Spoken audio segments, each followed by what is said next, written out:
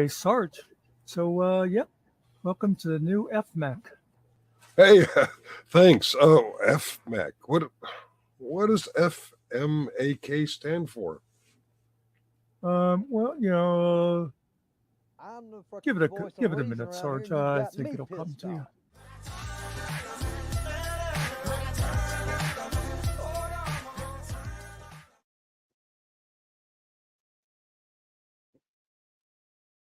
Well, hello, nobody.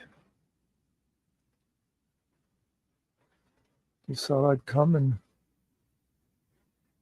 see if anybody's bored enough to share some coffee with me this morning.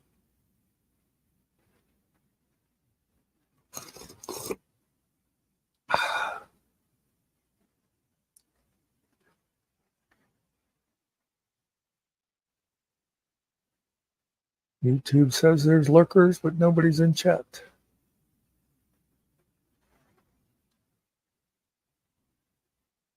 That's okay. I'll just sit here and drink my coffee and talk to myself.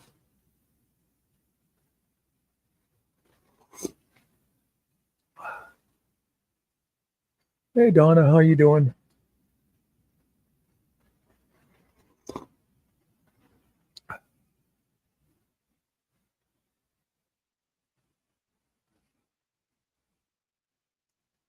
What's the weather like down in Texas today?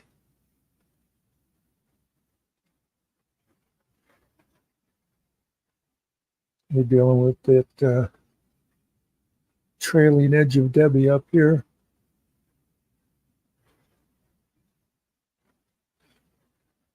I don't know who that is. I can't read the name. It's all blue. It looks funny.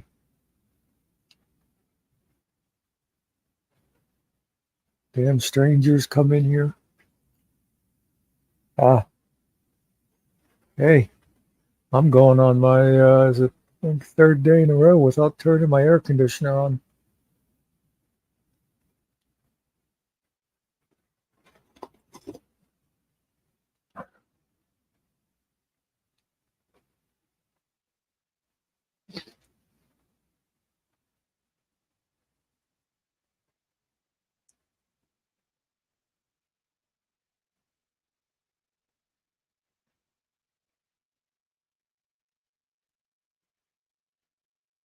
So you still working on your situation, Donna? Or have they come up with a solution for you?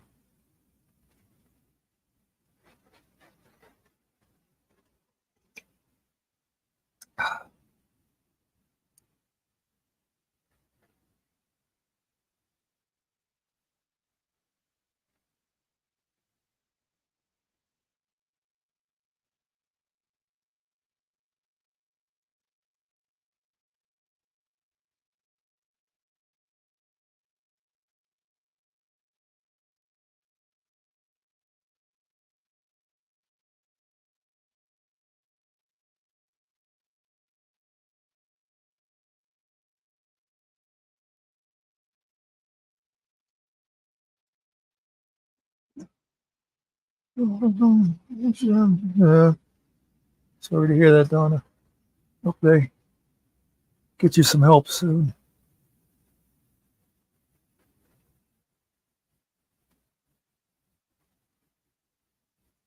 Yep. Good to see you, Carrie. I'm good. Not sure I'm awake yet, but I'm good.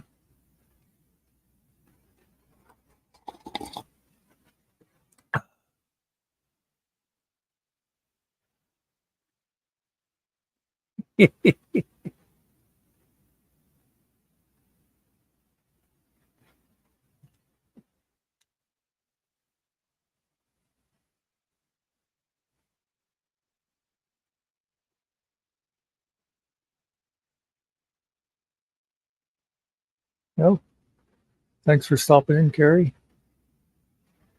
I think one thing people do not want to see around here is me singing.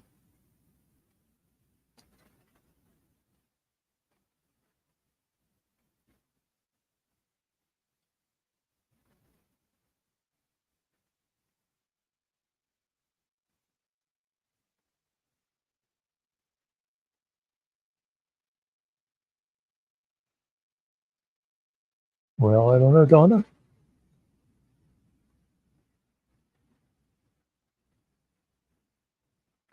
You have to ask Mr. K time.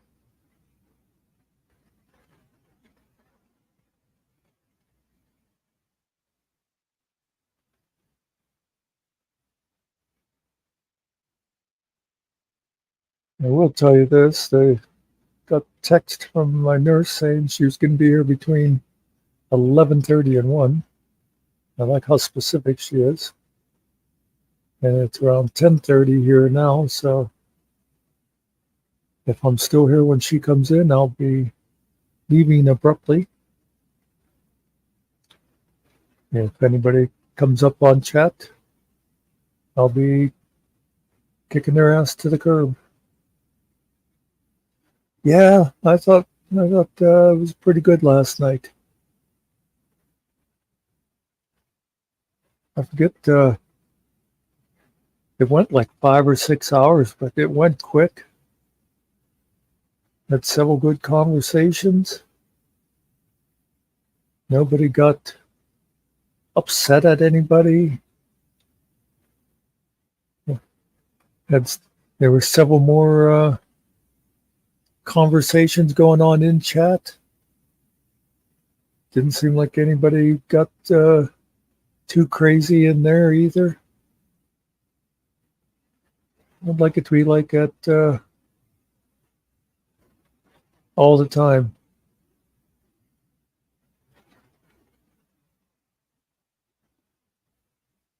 Yeah.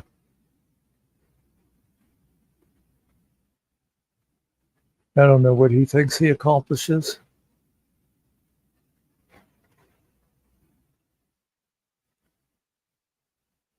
Geez, Donna, I don't know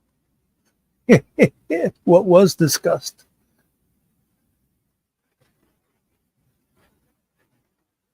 Geez, I'm trying to, well, of course, we had one of our music discussions. It seems like we have a lot of those where people start saying, hey, you like this group? Good morning, Nikki. Hey, biscuits. Um, Geez, help me out, Nikki and Carrie. What else did we discuss last night? Seems like we discussed just about everything except politics.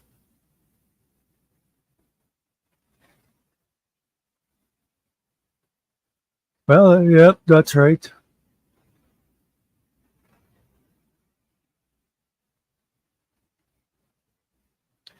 Yeah, we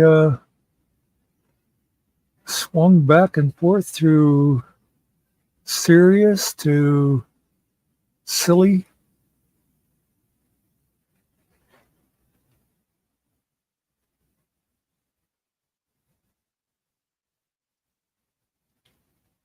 I will tell you at the end of the night, when once Ariel realized we were here, the other people left, and it was me, Ariel, and what's that other guy's name? Sarge something. And I said we should call and try to wake up Killen so we could have the whole FMAC here together. But they seem to think that if Killen's phone was on and we woke him up, that he might not appreciate that call. So they talked me out of it.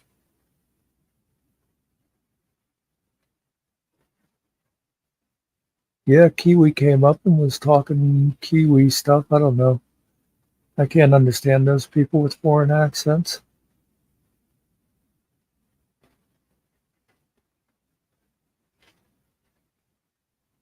Good morning, Nerdy Joe.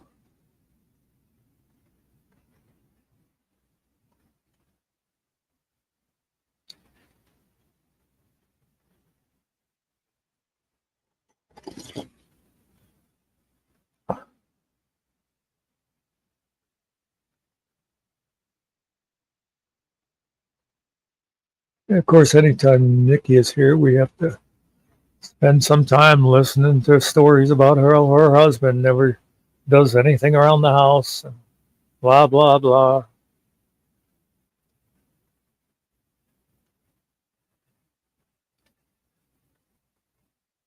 And then, of course, Carrie found it necessary to post a picture of Peach Cobbler, and the other guys talked me out of banning him for life.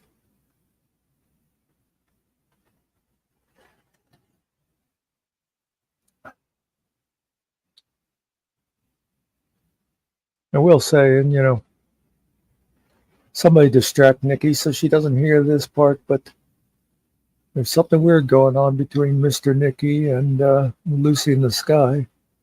They're always blowing kisses back and forth.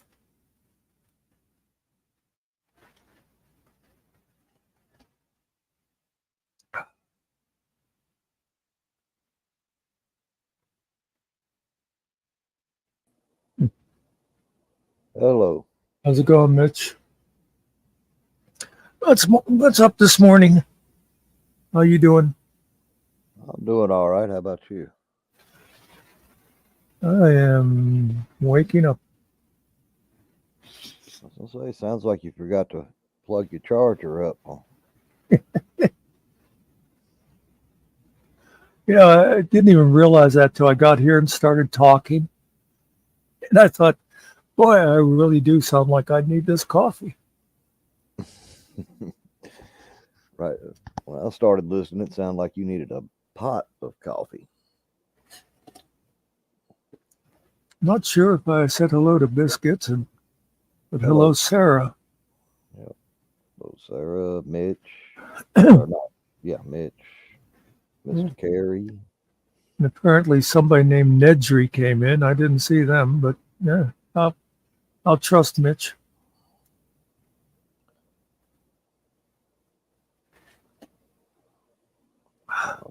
Biscuits. Nikki. Yeah, we got a few. Well, you got a few. Yeah. Donna.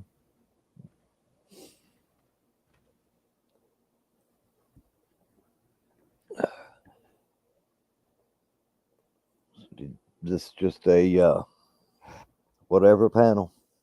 Yeah. Okay. Well, whatever was the chat want to talk about? Within reason. Maybe a little without. Like I said, if my nurse comes, I figured on shutting down unless you're here having a good time. I know Ariel won't be around. He had appointments this morning. I heard you say 11:30 to. Yeah, somewhere between 11:30 and 1. Okay. You'd think, she probably sent that out at like 9 a.m. Wouldn't you think at 9 a.m.? And I know they have things come up that, they can't always predict how long they're going to be with somebody else or whatever, but you think they could be a little more specific than 11:30 to 1. Never know. I mean, never know what they're going to have to do with whoever they visit before you. Yeah. Now, Donna, I don't think I ever heard that show. That must be one of those ones you old people watched a long time ago. But I will say that you should follow the bouncing ball.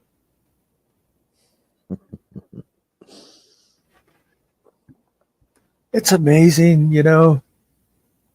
just picturing that show, the little I remember of it.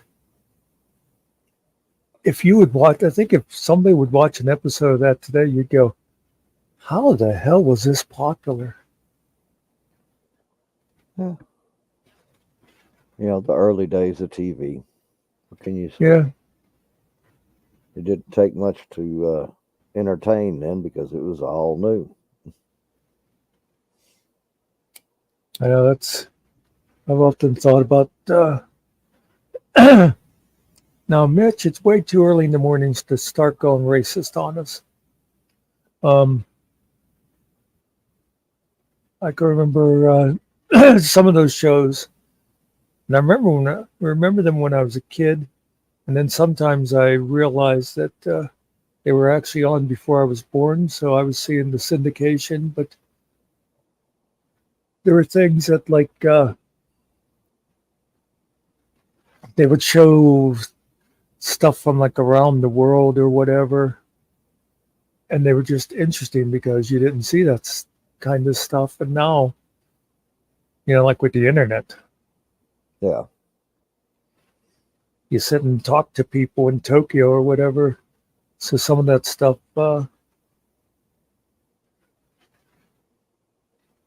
just wouldn't have any appeal today. Yep. I must have missed that. You released the. Yeah. Okay. Yeah. Firmed up the date with her. It'll be the last Sunday of the month, 1:00. And I did put on the, and I know a lot of people, I wouldn't see it, but on the podcast channel, like if you click about, I have the whole, so far, the whole schedule. I say so far, the schedule's me and her. Okay. I thought you'd already told your story on here. Well, Bits and pieces throughout, but yeah, it's kind of a reissue, kind of. I know a lot of people wouldn't see the stuff I talked about before, and plus this will, if people want to comment or ask questions, they can.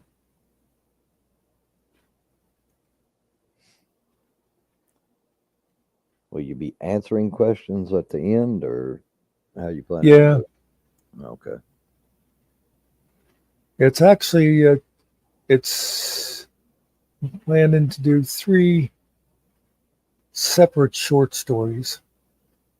Now I'll have to see what Ariel wants to do, if he wants to check for questions in between or just wait till the end.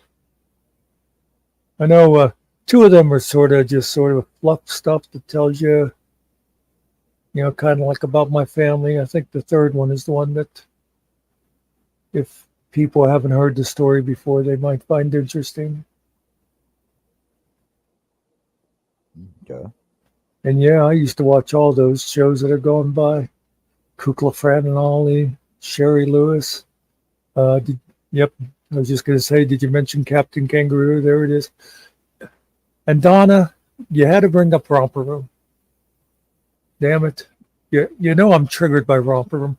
I used to sit there every damn day, and that Miss Patty would be there with her magic mirror going, I see old guy Mitch, and I see Donna, and I see Killing Time. You think she ever said, I see Dan? No. Miss Patty can go suck an egg. Now, Howdy Doody, I only ever saw like on some show that would talk about Howdy Doody. I got to think Howdy Doody was also too old for you, Mitch. I'm pretty sure I joke about it, but I'm pretty sure I'm a little older than you. And Howdy Doody, I think, was gone before my time. Yeah, and what was Captain Kangaroo? Was it Bunny Rabbit or something like that too? Okay. I'm not sure. I don't know.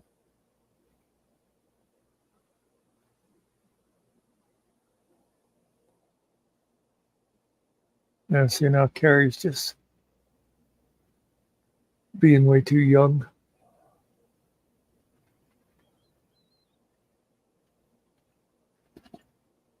He watched it with his great grandkids.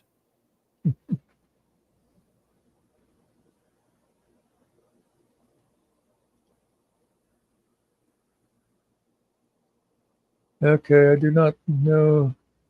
Professor Rabbit dropping ping pong balls. Yeah, that I do not remember.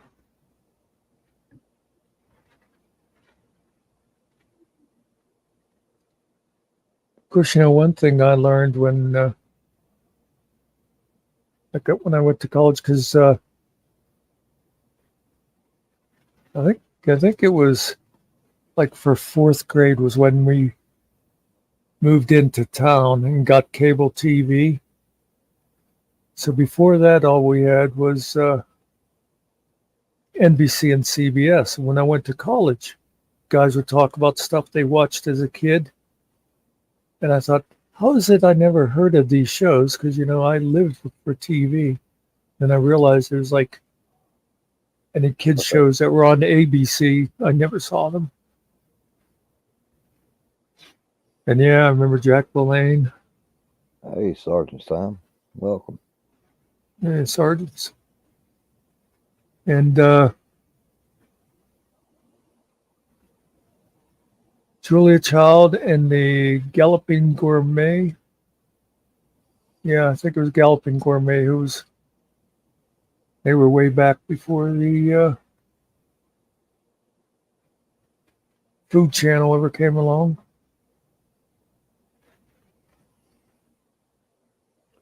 Come on, nobody's mentioned Mutual of Omaha's Wild Kingdom. Oh, yeah.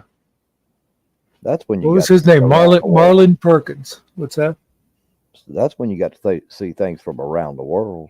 Yeah, that's just the kind of show I was talking about. Yep. And Jacques Cousteau. Yeah. Oh, yeah, like they used to have the National Geographic. It wasn't like a regular thing, but yeah, that'd be one that shows stuff around the world. Yeah. Sergeant's got one In Search of. I Yeah. forgot about that. Robert Stack, right? I think so. I think I that think sounds that's- right. I think that was the host. There he goes. Yeah. Oh, he's causing trouble. Oh, yeah. What? Leonard Nimoy. That's right. Robert Stack was that mystery. Okay. Was it Robert Stack first and then Nimoy did it later? Yeah.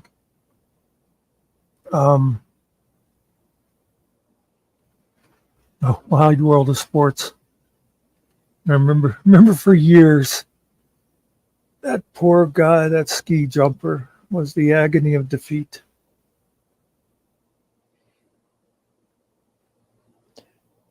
I don't think I don't remember Queen for a Day. I may have been a little before me. I remember that title. It's like I've heard of it, but I don't think I ever saw it. Now, of course, everybody knows The Price is Right and Let's Make a Deal and all that. Well, I used to, whenever the Game Show Network first came on, and they had, I think it was called like, it was like, basically I think a Sunday night was like oldies, and they'd show like game shows from the 50s. And the Price is Right back then was like a whole different format. They had, really? Yeah, they had 3 contestants that were on for the whole show, and they would like bid on stuff. And then Good one. I think the one who did the best, I think, might have gone for like a grand prize at the end. But I always remember I watched one of those, and it was like from 58 or something, and they had this car, and it came with the optional heater, not air conditioner, not electric seats, heater. And yep, Twilight Zone, of course, classic. Yeah. Green Acres is one of those shows that I avoid if I see it on late at night, because I don't want to watch it and go, oh, this was stupid, because I used to love to watch it. Sorry to see you go, Nerdy Joe. Oh, on your way out already. Okay, hey, watch out for the polar bears. They better watch out for her. Yeah. Damn, I should know the guys. Art Fleming, right? That was the old Jeopardy host. That's back when the thing, instead of being like 100, 200, it was $10, $20, $50 was the big one. I think that's why, though, like, I tend to have a lot of useless knowledge because I watched a lot of game shows when I was a kid.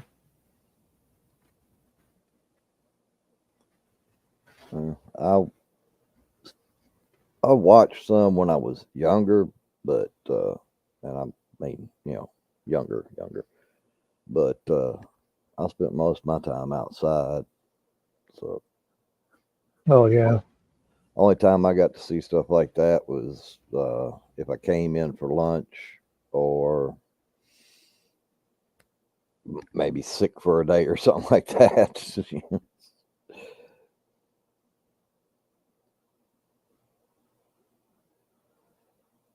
We were talking, that might be one of the conversations we had last night. I'm not sure.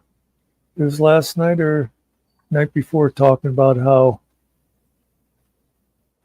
I think it was last night, how we were out of the house all day, like, especially in the summertime, you'd get up, and you'd have a sandwich or something, and you'd leave and you'd be gone all day.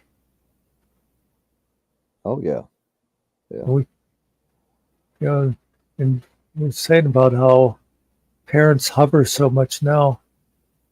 I know I'd go and you'd meet a couple of friends and we might go for a couple mile hike out into the woods and nobody knew, where we went or that we went. And I mean, that's like when we were like 10 years old and stuff, It was a whole lot different than now. Now everybody gets all excited.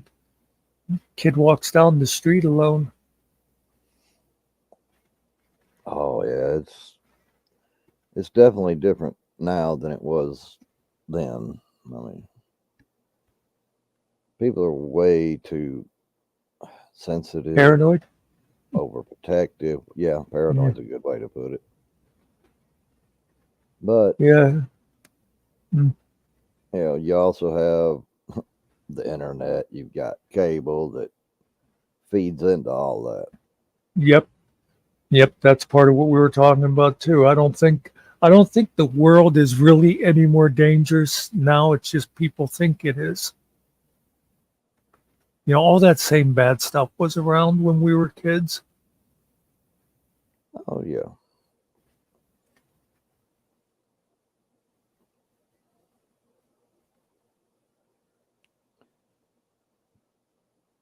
And lose or draw.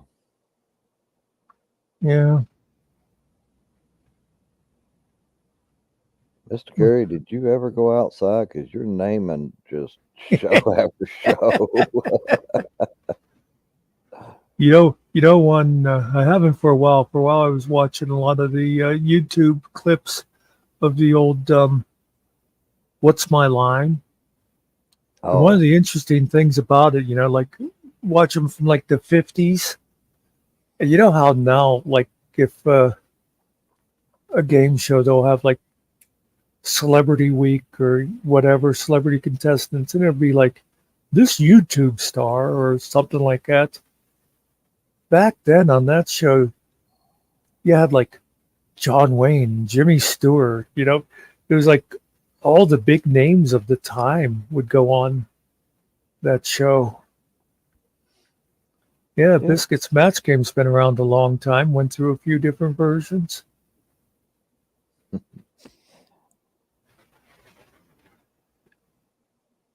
I decided to take a. I was just about to say I decided to take a pause and give you a chance to talk, and then of course I talked over you. What were you saying? I was just telling Mr. Carey, I don't need the receipts. I believe him. Yeah. Oh yeah, the dating game and the newlywed game. It's lot on YouTube. They'll have you'll see them from the dating game.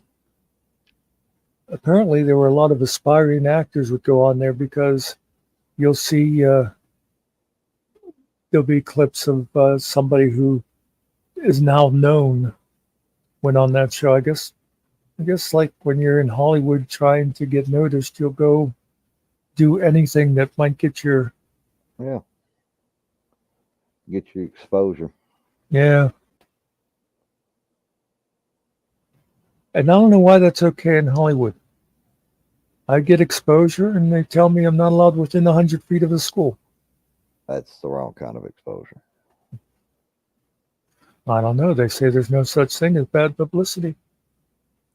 They lied. I was a little mean when the judge told me I shouldn't be out there displaying my shortcomings. Yeah. I would have to agree with him.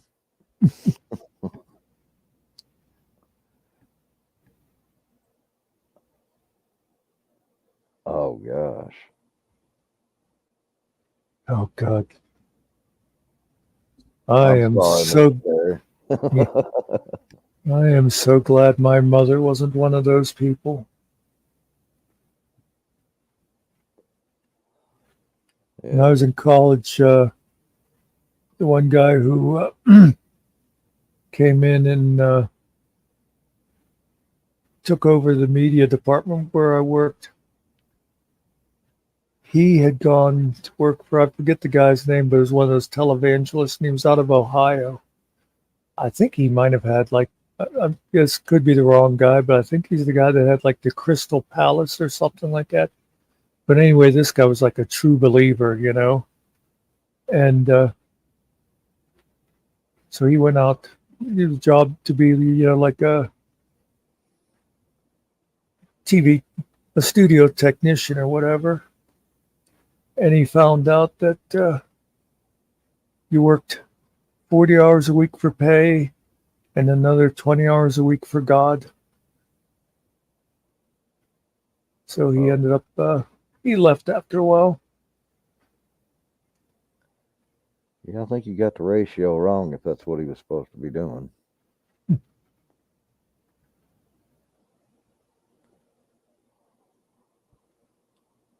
Jubilee, Jubilee. And I do not believe I said hello to Kuza, No, but he knows what he did. now the first thing I saw from Kuza when he posted Twilight Zone, and I didn't get to say hi to him then. Now, biscuits, I am very offended by that question because, you know, I would get girls to carry my tablets for me.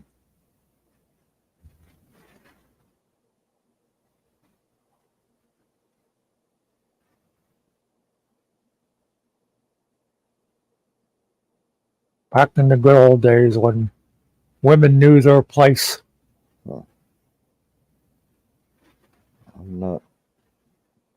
I don't see Biscuits comment. You know what? It's funny.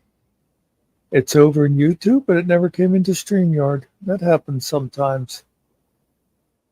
The other night, I forget, I think it might have been, yeah, it was Donna. And she was like, will you guys answer my question? And we're like, what question? And we scrolled back, and I even asked other people in chat if they saw it. And they looked too. And it was like,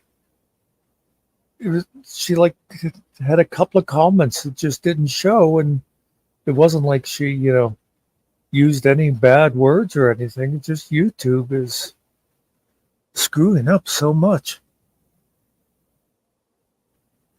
Yeah, it's weird. I've been on the other one, and yeah, on the StreamYard side, I hadn't had the YouTube popped out, but it shows that I'm up to the live, but my chat is just rolling, trying to catch up to the where we're at. Oh,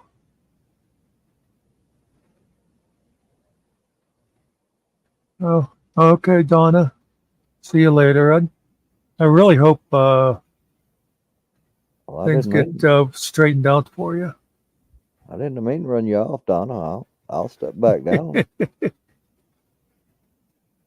Well, see, Donna just came in here to lure you up. Wasn't she the one that said about you coming up here? She tricks Uh, you to come up here and then she leaves. that's all right. I'm easily fooled. 5 seconds isn't really that bad. A lot of times, Mitch, that's what sometimes I would. Of course, I can't do it now because of the way YouTube is screwing me up for watching lives. But like I would have the YouTube open, and I'd say something and time how long it took to hear it come to YouTube. And a lot of times it could be up to like 20 seconds. Huh.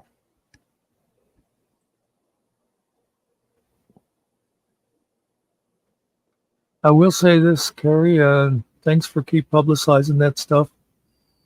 And I know the Jocelyn's show was me hosting, and of course this one is featuring me, but it's not always going to be my show. I actually don't want to always be the guy up on panel.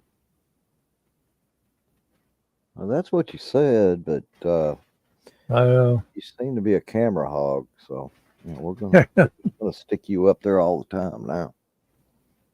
Besides, it takes a little bit of good coordination in the background to get things done, and we know how you are. You saying I'm a bit of a control freak on this stuff? No, I would never say that. Freaking control freak. Well, see, that's been my thing from the beginning. What I'd like to be is like the producer, you know, and I don't mind taking care of a lot of that coordinating stuff, but I mean, even if it's somebody that I line up to do it, then I'd like to go, oh, well, this would be a good person for Killen to talk to, you know? I don't socialize well. Well, I was just going to mention, like Mitch said, I did good. That's what I was going to say. I've had a lot of people say, oh, you did a really good job with Jocelyn. You did a really good job. And I mean, you know, you were backstage. I really didn't do anything. I just sat there and let her talk. That was all her. Well, And that's didn't really need to do anything. I mean, she was telling her story. Yep. And that's really what we want. That's why, you know, I don't like saying podcast and interview, but it's hard to really have the right name for it. But yeah, hopefully everybody's like that, you know. But there might be some people that need you to go, okay, well, then what about, you know, after you moved out or something, you know, they might need a little prompting like that to keep going. But yeah, it's supposed to be about them, not us. Well, we can never let Finkel do one then, because it's all about him. You know, I'll be honest, and I'll say this publicly. I actually talked to him about it. I mean, you know, we joke about it, but he does tend to, you know, if you say something, he'll go, "Oh yeah, I lived there too," but he knows that about himself. Back in 1820, he used to do that. And Supermarket Sweep. I remember I used to watch that all the time too. And isn't it funny? I mean, you think about it, that was kind of a dumb show, but I don't know why it was fun to watch. Because people went crazy just clearing shelves.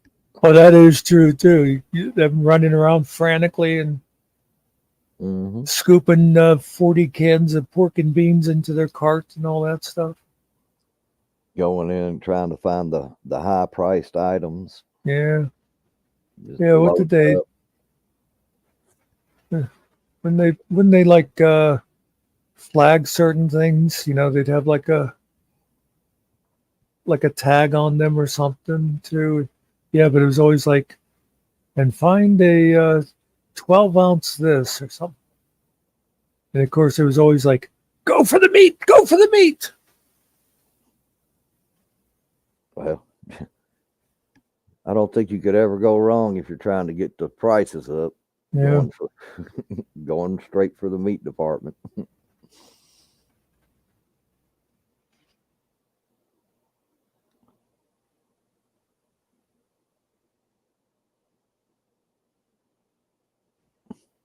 I saw where they did revive that show not long ago. Oh, I think really? I watched one or two episodes. Yeah, I forget who was hosting it, but it just didn't seem to have the same appeal. Well, people kind of got a different view on stuff like that now.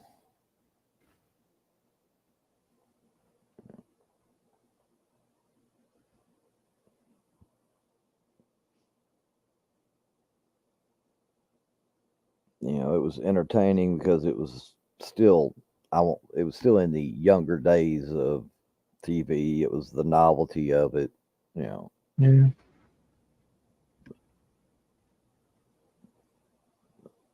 you don't get to see that. You don't get a instant gratification of watching somebody rip around trying to get something. There's no real draw to it now. By the way, nobody mentioned the $10,000, $25,000, $100,000 pyramid Well, that just shows you what people thought of it. or password. That was on for a long time. I remember the Oh, title of that, but I don't remember ever watching it.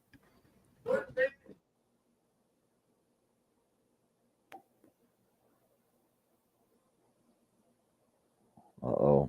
I think I'm being left on my own.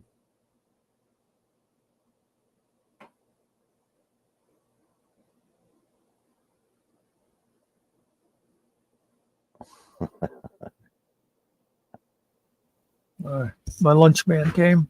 I heard a voice, and then I thought, oh, God, I'm being left alone already. Well, that's what I heard the knock, and I was going to say, "Oh, she's here early." Well, that's one thing. I think I'm getting better at it, but I always like you. Were always good when you'd come in a lot of times in the morning and just start one off the cuff, and you're pretty good at just sitting here by yourself interacting with the chat. Well, a lot of times the chat's more interesting than my co-host. Yeah, I know the feeling. Yeah, but you spend a lot of time with Finkel, so what are we going to say about that?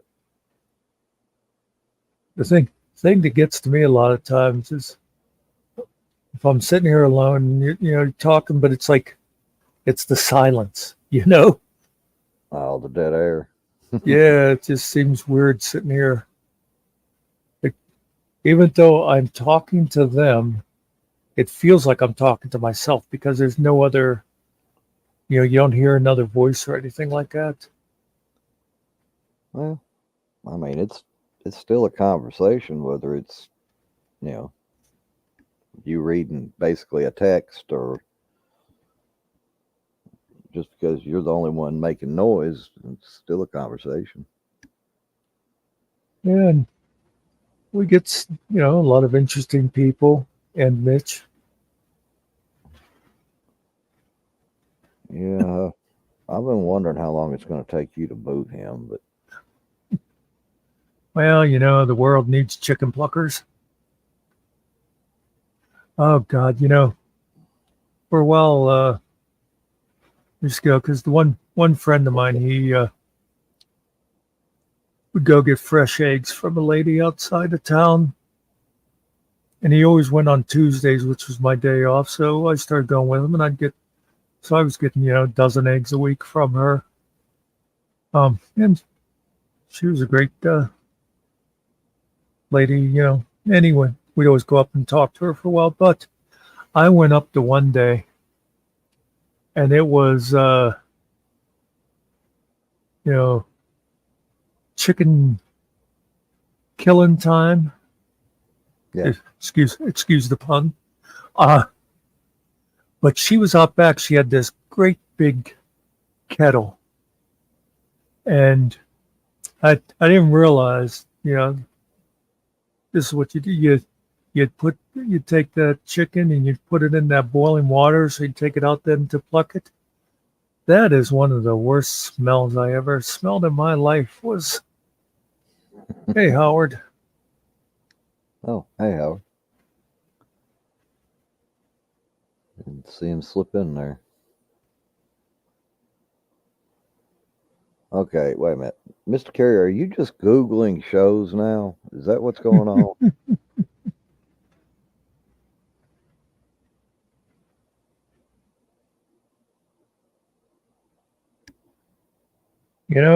I never bothered with Atlas Shrugged. And really, when I read, I like to read stuff that's just fun. A lot of times I won't read anything heavy, but I know what Atlas Shrugged's about and what Ayn Rand pushed, and that all about, one of those bootstrap kind of people, the government shouldn't be taking care of people and stuff like that. And I like the fact that she spent the last couple years of her life living off of Social Security. Yeah. If you live long enough, eventually you're probably going to do that. Yeah, but that was supposed to be totally what she was against.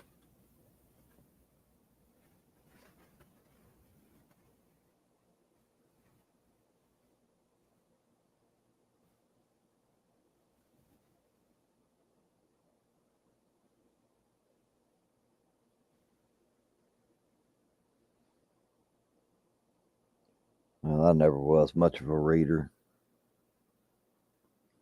I never could get into it. I didn't have the focus for it. Well, what surprised me was when I went to college, how many people I knew that only read what they had to for school. You'd think college would be full of people that just were constantly reading. It's interesting because when I went to electronics school, it seemed like there was a higher percentage of people that read, and most of them read science fiction.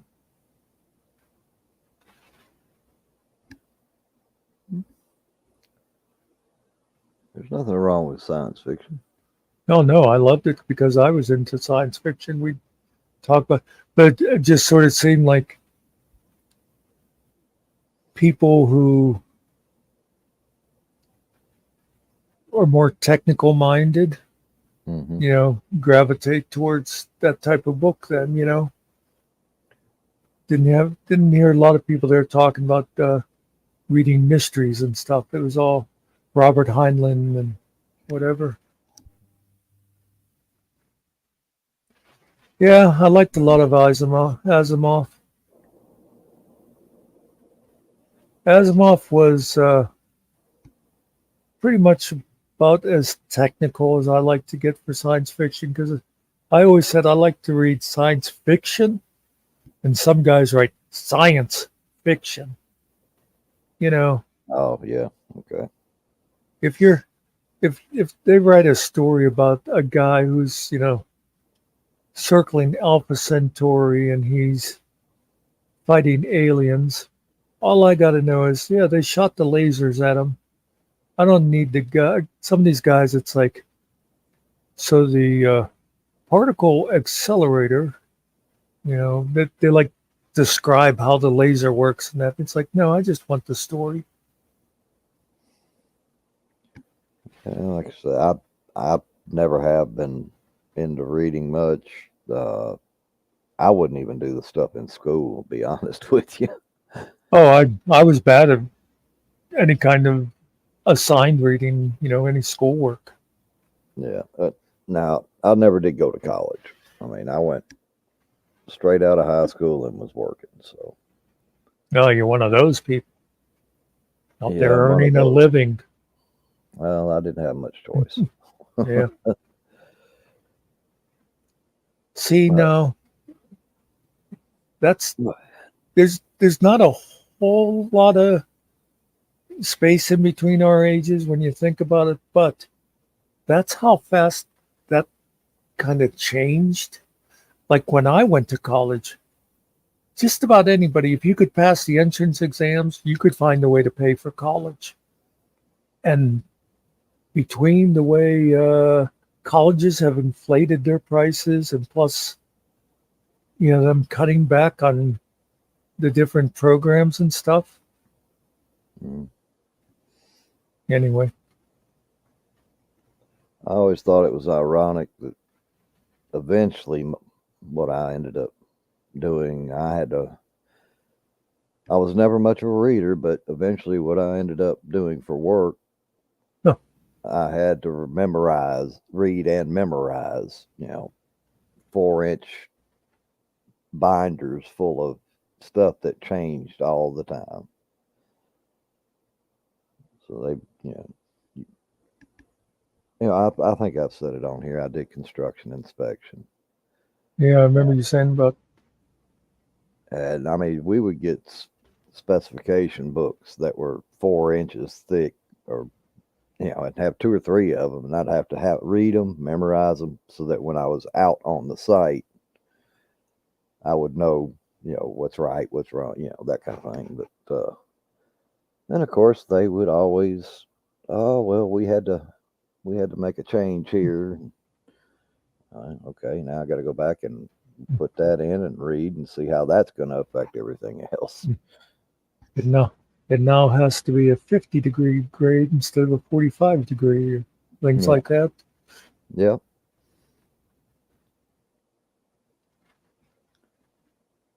Hey, it smelled like money to me. I I worked both. I worked both water, and then later on I worked doing a lot of sewer work. So built pump stations and pipelines and rehabbing old lines and all that stuff. So That's what my sister's boyfriend does. yeah, I I mean you can make good money doing it, but you can also spend a lot of hours uh, trying to keep up with all the changes. And then, of course, you got all the reports you got to write and go along with it. And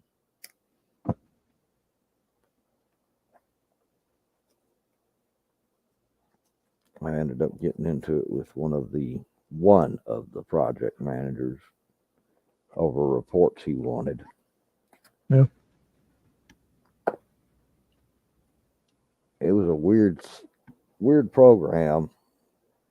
It had 2 different places for the details for the day, job details, what happened on site that day, what was done, that kind of thing.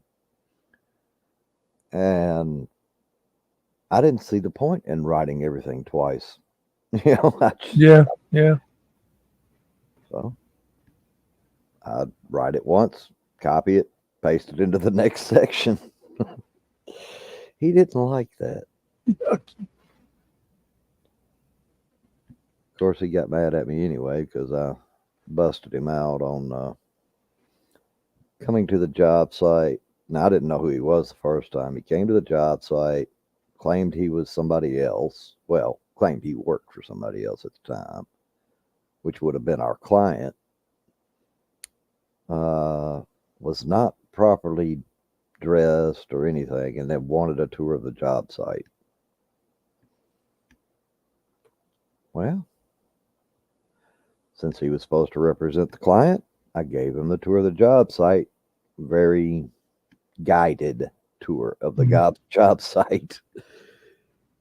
Don't go anywhere I don't tell you you can go, kind of thing. And he got a little bitter over that when it came out, because I had to put it in the report and I had to put him down as a visitor. Yeah. So he was a little bitter because he got in trouble for that. Nice.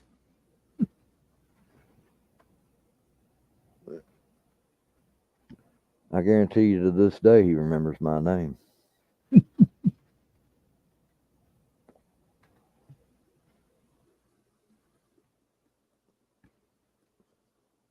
Yeah. Something you talk about, like the paperwork, and that's something I noticed, like at the library, because of course, when I started at the library, they hadn't even invented typewriters yet. But once computers got more popular, and they started putting them on everybody's desk and that, you'd have these people that would be in an office, like in my case in Harrisburg or something, and they'd have a computer and they just took a seminar in like spreadsheets, try Excel, Microsoft Excel. Yeah. And it's like, oh, look at all this stuff you can do, how you can put all that data in there and it'll make tables for you. And so we'd start getting these things where they wanted us to keep track of, like, like used to be like when I first started, you'd keep track of like adult books and children's books, your circulation on them and stuff like that, and nonfiction and fiction. Now all of a sudden it's like, oh, we want you to give them to us in all these categories and that, because they're sitting there with their computer and they're able to make all these fancy graphs and stuff, but they forget that there's somebody down at the bottom of the line who has to do the detail work on it. Yeah. Go out and get the information. Yep. Crap rolls downhill. If you're at the bottom, you're going to get it. Yep.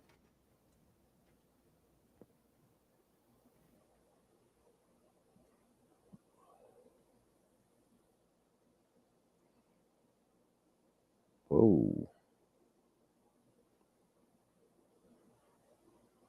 Mm-hmm.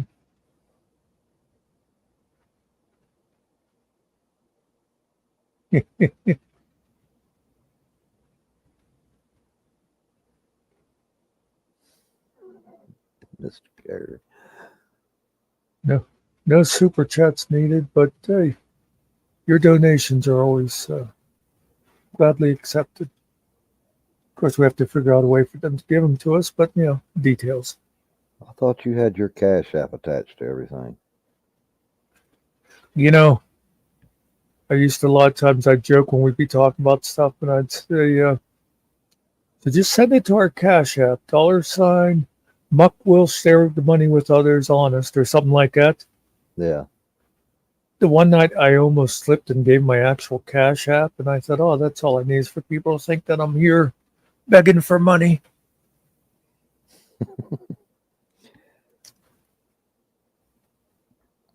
It's kind of like, do you ever... yeah, I know. We talked about that some last night too. Sarge is very far behind on our pay and our new computers. I don't know what to do about that. I mean, short of driving to where he's at and just shaking him down, I don't know what else we can do. The other night, I think when we were talking privately, I don't think it was on here, and he said he was talking about he was considering getting a Mac, and I said, I don't know. I'll have to talk to the other guys, but I'm not sure we want to be switching over. Well, he can get himself one, but I don't want that. Well, but then the more he talked about it, he realized that it wouldn't work out because it wouldn't interact with his work computer, whatever. I don't know. I know used to, and I'm sure that they got crossover programs and stuff now, but used to a lot of stuff it wasn't designed to run with Mac. Yeah. Which made it a real headache, if you had to transfer data from one to another. And I don't know, did they ever get, what was it? Was it Adobe? Was it the Adobe program that Mac did not have? Oh, I don't know. It was something like that. Well, of course, that's the thing. Microsoft, they of course would make it hard to whatever you call it, interact between the Mac, because they figured then everybody would like the Mac and they wouldn't use the other people's stuff, or so. But I think they kind of found out that didn't quite work out. Price point matters. I remember there was a guy came in the library. He was a preacher, and he was one of these guys who, of course, knew everything. And you know how that gets on my nerves because I really do know everything. But he was one of those, Mac, Mac, Mac. And he liked Mac because they didn't get viruses. And then the one time he was talking, and it was kind of when this stuff was new, and he wasn't letting his kids get Facebook accounts because there's a lot of viruses on there. And I'm like, oh, but I thought you used a Mac and they don't get viruses. And he had no answer to that. Well, in the early days of it, everything that was being done was targeted through the Windows stuff, the operating systems, until they started bragging about, hey, you can get a Mac, you don't get the Mac. Well, okay, we'll show you we can give you that. We can take care of that for you. Yeah, they made it sound like Mac was somehow more secure. You couldn't, but it was just that it wasn't worth those guys' time to do it. And yeah, like you said. Yep. Oh, you don't think we can get to you? Hold my beer. It's kind of like hello, Coded. Hey, Coded. It's kind of like some guy in a bar bragging about being the baddest guy in town, and nobody can take me. And there's going to be one guy there who goes, you think so? Well, Leroy Brown found out the hard way. Yeah. Get some scrawny old guy like Mitch that doesn't look dangerous, go over and lay him out.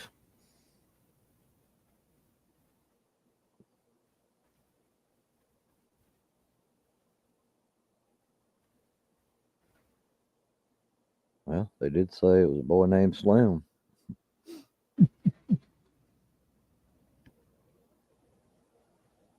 Don't mess around with Slim.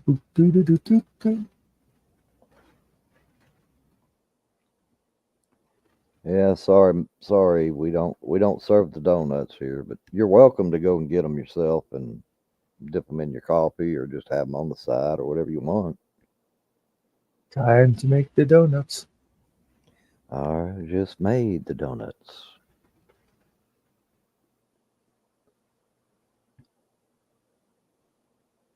Still remember those commercials. Yeah. One of my favorites was where he ran into himself coming out of the time to Well, make the donuts. Just made the donuts. He runs into himself.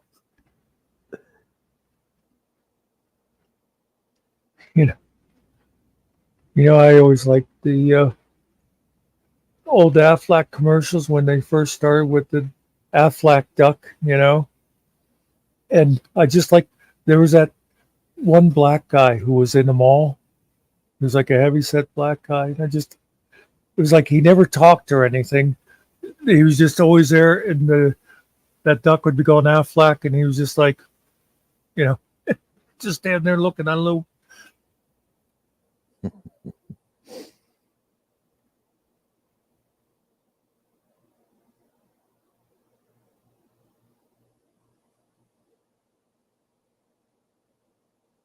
Well, that reminds me, I was going to dig out a USB card. I was all ready to start a project. I wanted to go like back through our lives and that, and find just like little 5-minute segments whenever we had something, particularly funny or interesting, and start putting them out there. Trouble is, everything's live, and it's like none of my browsers now, they all shut off. So I was thinking maybe if I would cap them onto my laptop and then put it onto USB and put it into my computer, then I'd be able to edit them and stuff. It just seems like so much work. Well, it seemed that way until you get it done. Yeah, I always hate working on the laptop because I'm so used to my 32-inch screen, and then you go to whatever it is, 17 or something.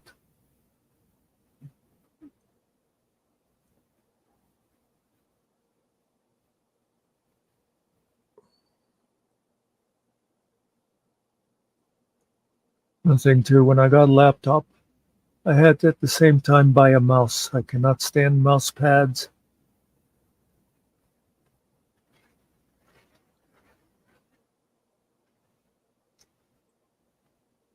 I mean, I use a laptop for this. The mouse, I just set it on. I'm sitting in a recliner. I just set it on the arm of the chair and just that's my mouse pad. That's yeah. I'll show you my mouse pad. It's this old notebook thing, and that's what, if I don't have to use the keyboard, that's what I do a lot of times. I just lean back and I've got this book like sitting on my lap, and Well, as long as there's some kind of texture for the mouse to read it, it'll work.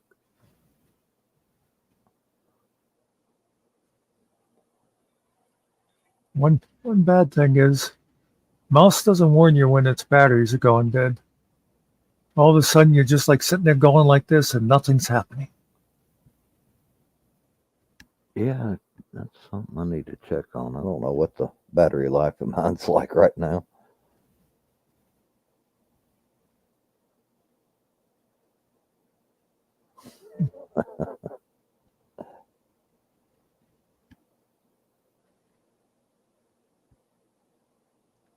I always remember back when I was doing emergency management, and the one time I went over to the county office to see the county coordinator, and he had just gotten mouse for their computer over there. He's like, "Have you seen this?" It was like one of those things that was like just like a big revolution in computing.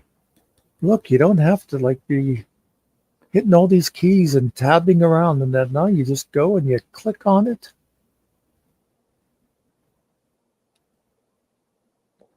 Well, I mean, it did make it a lot easier. Oh yeah. Of course, now there's a lot of people that don't know the keyboard, shortcuts or whatever you want to call them, but they just know click, point, click, point, click. Oh, right click. Okay, sorry, messed that up. And I'll admit I used to know them, but now I struggle to remember them now.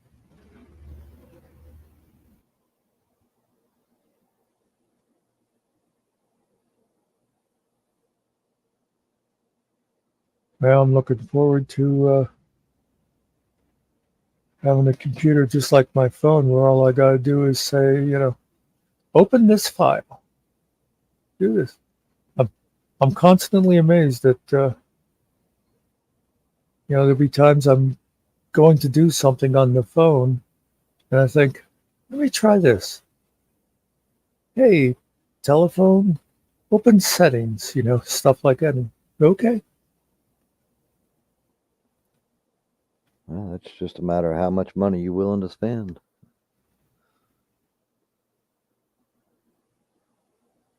Well, if Sarge would get off his ass and buy us our new computers. I told him for my part, I've already got a monitor I'm happy with, so he doesn't have to buy that.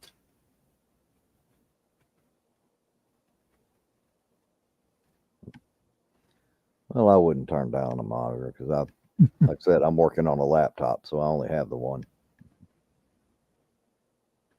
I would say I wish I had more faith in my technical ability. I know it's not a hard thing to do, but it doesn't, like, processors don't cost a whole lot. I wish I'd try putting like just a better processor in my computer and see if that would help with some of the problems I have. And I know it's basically just you just pop a card in and out, but then I got to make sure I have the right kind of card and all that for what I have.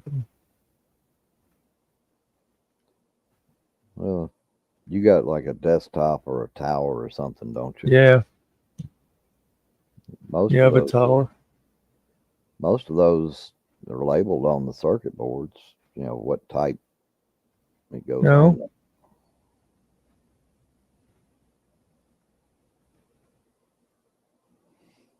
Now, it doesn't tell you what processes are interchangeable, but you can look that up easy enough.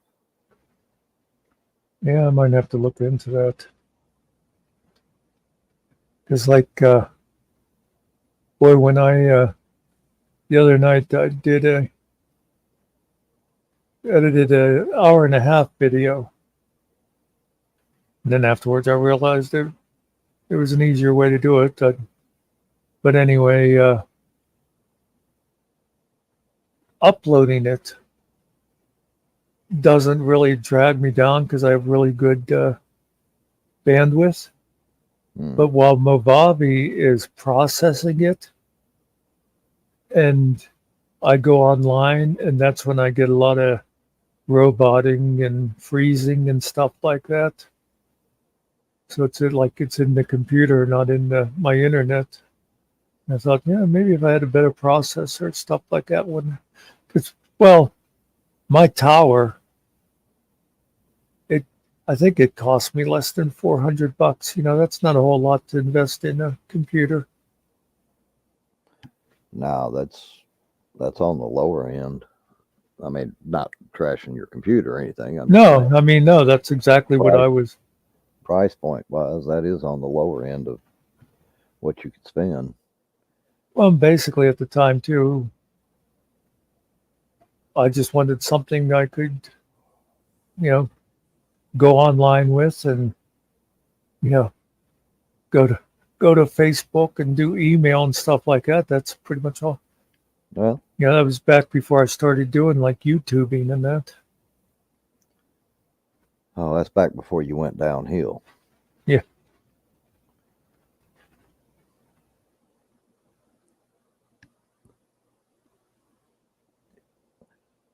There was a time when that was all you really needed it for, Yeah. as far as a personal computer, anyway. Amazing thing is, you think about my crappy computer. If you could take it back in time a couple of decades, it'd be like, wow, Yeah. that's amazing. And just take your smartphone back to the early ages of the computers, and Yeah. might not have any signal there, but the functions still would work. Well, just imagine you go back probably 80s and or a little earlier. The camera on your phone probably better than anything they were using in Hollywood at the time to make movies with. Well, mine might be well, technically speaking, I'm sure it would be, but It I would, think my lenses are maybe a little scuffed up now. but you wouldn't have the same zoom as a No. regular camera, but just as far as like if you were just recording people in a room or something like that. Oh yeah. I don't understand how there are people on YouTube that only have phones and they edit on them and everything, and I can't hardly stand to use them just to watch a video. That's because you're a boomer. Yeah, this is true.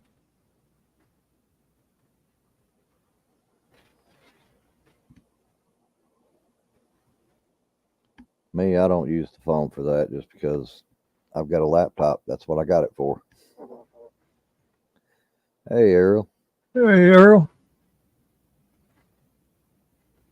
Um, the only reason I have a laptop is must have got it was probably like 2 years ago or something. I had an infection and they wanted me to go to the hospital. And I said, well, I've got stuff I have to do first. And what I had to do was go home, get on Amazon and order a laptop because I knew I'd go crazy if I was in the hospital for 3 or 4 days with no way to go on the internet. You got an addiction problem. Yes, I do. But it could be worse, It could be, one of those guys like Ariel that's, addicted to pinto beans or something. You know how those people are.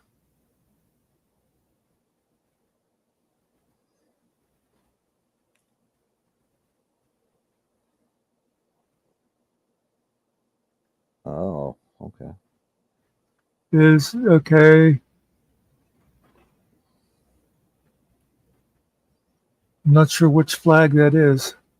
It's not British, right? No, Is that New Zealand? Is that the Big Dipper on there? Doesn't New Zealand have the Big Dipper? I think that's New Zealand. Either New Zealand or Australia, I think. Oh, okay. On your way home, Ariel, you got everything done?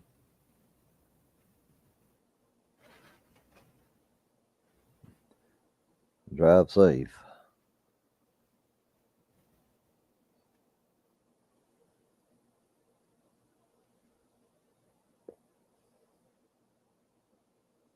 Or at least safer than everybody else. Mm.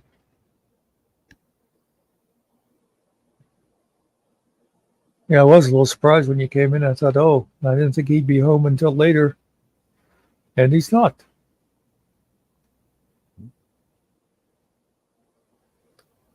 Kusa says threw you a kangaroo in there to help you out.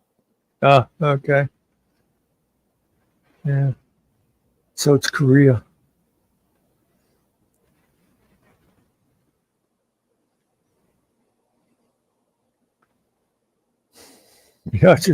Yeah, Sarge probably doesn't even know we're here. He'll turn his notifications off at night and then forget to put them back on. So probably like 3 or 4 o'clock this afternoon, he'll go and look at his text and go, oh, Muckster went online this morning.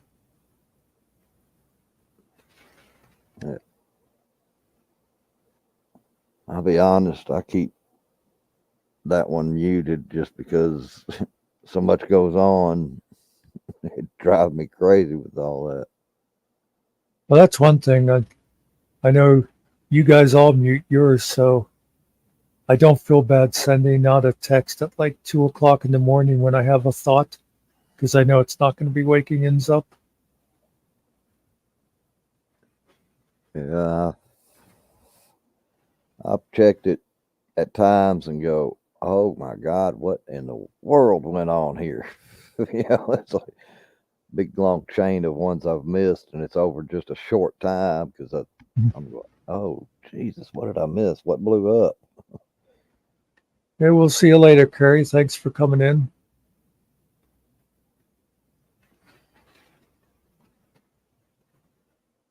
You know, I'll probably be on tonight sometime.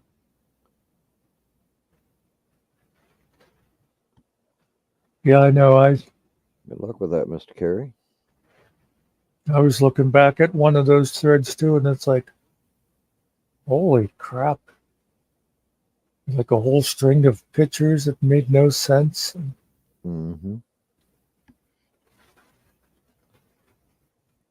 Yeah, that was one of those I was talking about. I was just like, "What did I miss?" And then go thumbing through it, and it's just like picture after picture after picture. I said, "What is going?"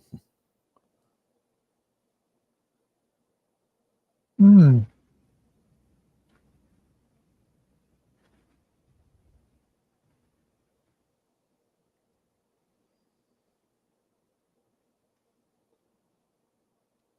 You too, Mr. Carey. Carrie was up here last night for quite a while. Oh, really?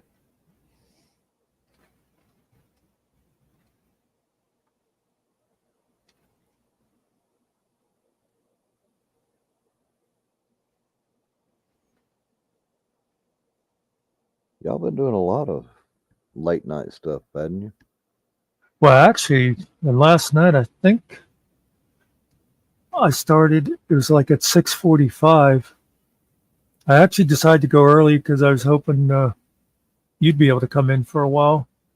Um, Oh, and I thought I might come in here and sit alone for an hour or something, or maybe some people would come in. I might be here for 2 hours. Yeah, we went about 6 hours. well, you remember I did come into the chat a little bit, but I was it was thinking you just a had drive stopped by. in. Yeah, Yeah, remember I did a drive by. yeah.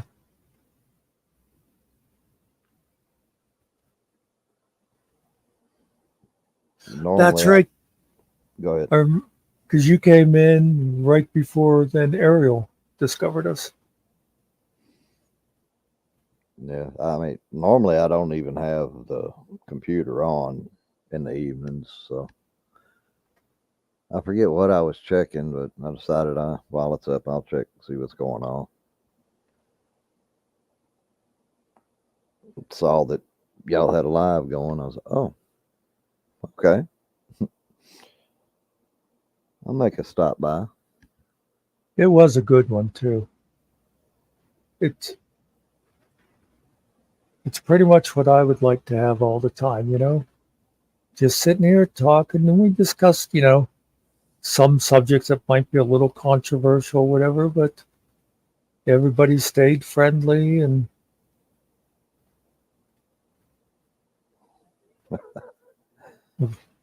avoided talking about other places out there on the internet. That's good.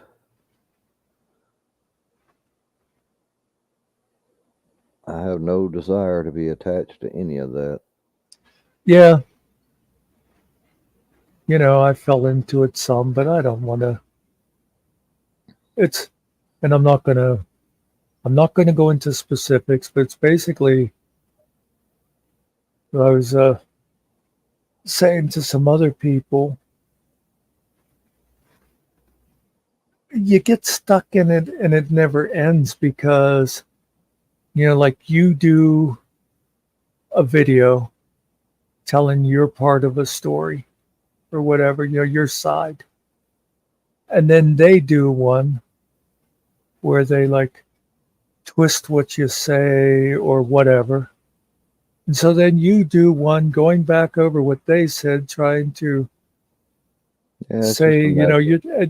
yeah, it just goes back and forth forever. And what's the sense in it? Because I kind of, there were some things that I wanted to set straight, with again, without going into the details of it. But I kind of decided once I put my response out there and showed my truth, then after that, it's like everybody just believe whatever you want to believe. If you want to believe what other people say about me, fine. Anyway, I mean, if it starts getting into that stuff, I'll, and y'all start having a panel on that, I just drop. Like I said, I don't. It's nothing against anybody. I don't want to be a part of it. yeah, and I'm not even, even without the channel wars or whatever you want to call them, which is silly. But even like the stuff, of sitting here and going over GS and that I'm bored with that kind of thing. And especially, I talk about one of the things about other channels, I'd say, they may be more popular than us, but they don't really do original content. They just sit there going over videos that other people do. And so it doesn't, it's a little hypocritical to start doing the same thing myself. Well, it's easy to get drawn into because that's what a lot of channels on here do.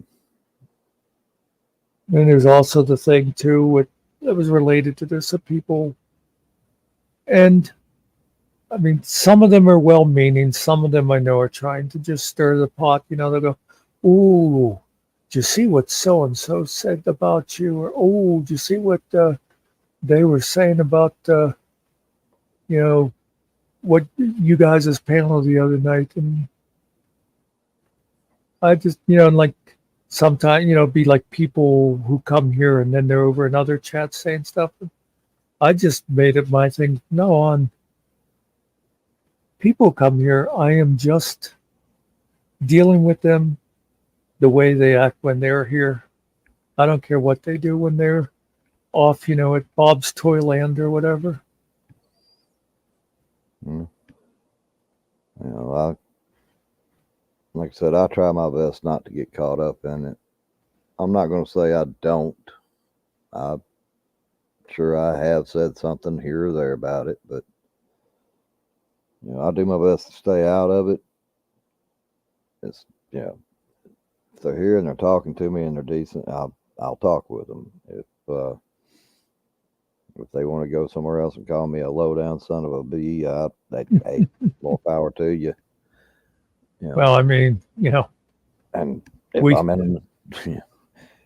in another channel, I'm just there to have fun. You know what I mean? I'm there to chat and talk to people and that kind of thing. I'm not there to drag drama. well, my thing, said before, one of the things we kind of learned when the four of us accidentally, became a team is it's like all four of us are pretty much what you see here, you'll see at another panel or you'll see in real life. So that's why, like, for me, it just amazes me that, that, and I'm just using it as an example because he's sitting there. But like if Howard would be in here going, "Hey, I love coming in here and talking to you guys. You guys are great." And then somebody sends me a screenshot of Howard off at someplace else going, "Yeah, those guys are a bunch of assholes." That's the thing. It started to get to me a little bit, and then I thought, yeah, that's on them. I'm not like that. But like I said, I'll just deal with people the way they act whenever they're here. I mean, a lot of people come here, they talk, they're decent. Yep. They go to another channel, they talk. They're being decent with that panel, but maybe they're covering, something that went on here. So, okay. Yeah. Yeah, and people certainly can go wherever they want. And I know what you're saying, Howard. I appreciate it. Of course, XO says that every place he goes, but I forget the exact thing. Whenever XO comes in, it's like it's longer than this, but it's like from East Coast to West Coast. This is the best panel on the internet or something like that. Oh, yeah, yeah.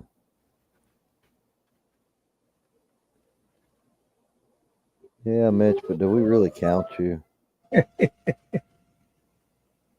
No, air raid. Can you hear the siren? Yeah, I hear it.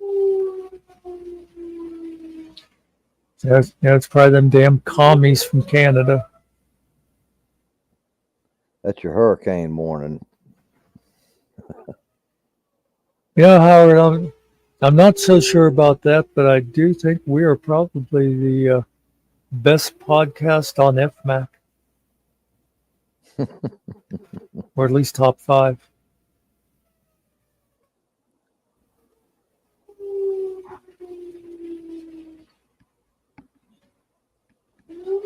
Yeah, that's like I said too. What we're talking about, so some of that stuff, because I don't know if we talked about, but people will talk about us being small. I don't really want to get big.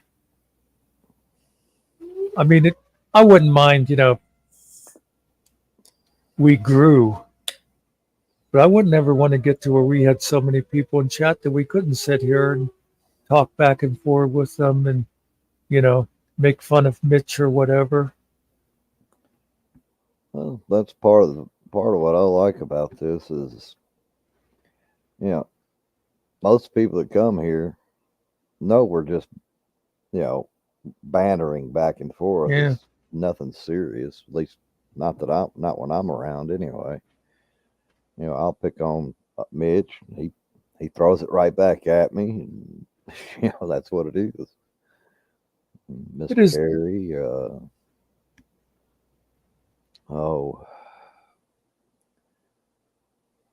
don't think I've picked on too many people here, but I mean, when I do, it's just banter back and forth. Well, that's the thing. All the people that come here and are regulars, they know it's all just joking.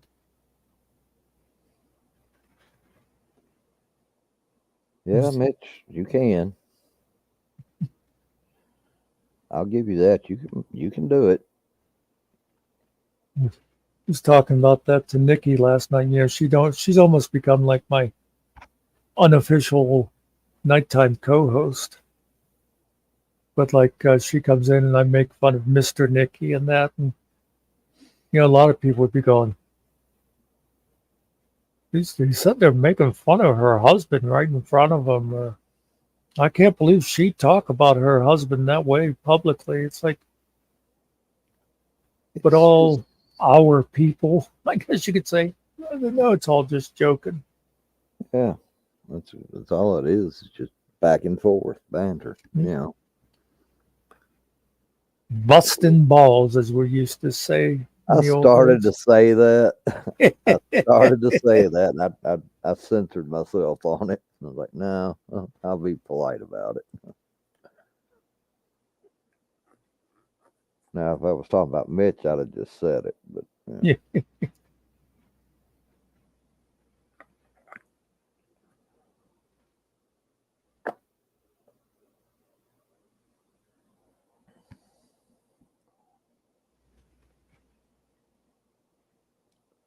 Mitch has got the right attitude about all this. Yeah, you just don't give one. I guess I should have made that sentence a little clearer. You just don't give an F. 3/5 of a vote? Not well. of a single vote, yeah, y'all can have 3/5 of a single vote, but the other 2/10 of it go to the rest of the panel. It's interesting. Obviously it doesn't matter whatsoever. I don't think I ever realized that biscuits was a 66 percenter, 67 percenter, I guess it was.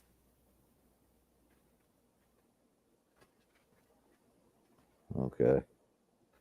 You know what I mean? The 3/5 of a vote. Yeah, yeah. Okay.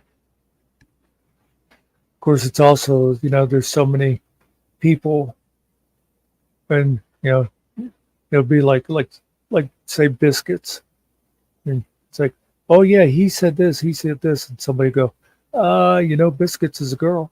Yeah, but Mitch, you can want in one hand and you know what you can do in the other, and tell me which one fills up first.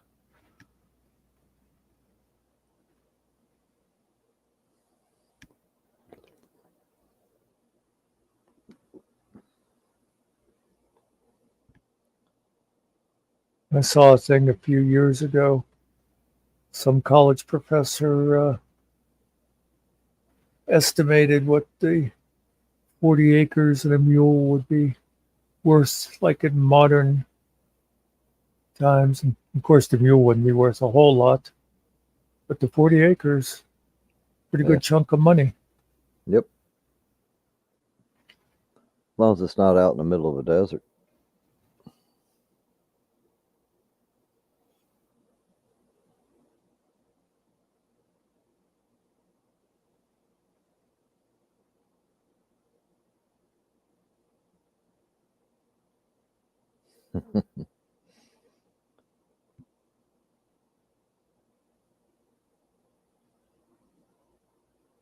Could you imagine having to pay the taxes on 40 acres? And I don't care where you pick a spot in the country, but I don't care if you pick the lowest taxation Yeah. spot around you still going to be paying a lot of money every year just to have it.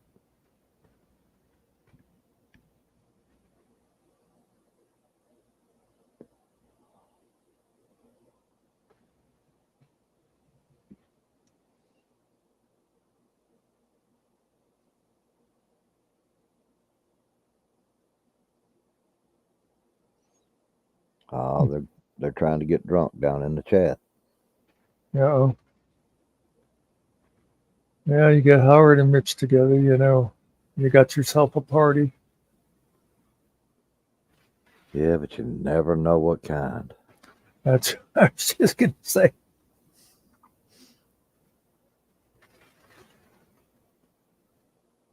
Might not be the kind of party a young innocent fellow like I would want to go to, but Huh.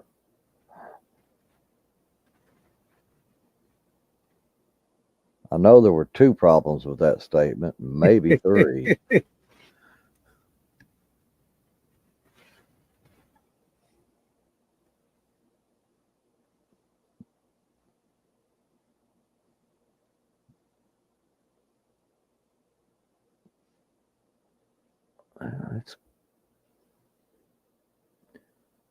You're in the window now, aren't you, of the arrival? yeah, I forget what 11:30 to 1. So a lot of times when she says that, it's like more towards the 1 than the 11:30.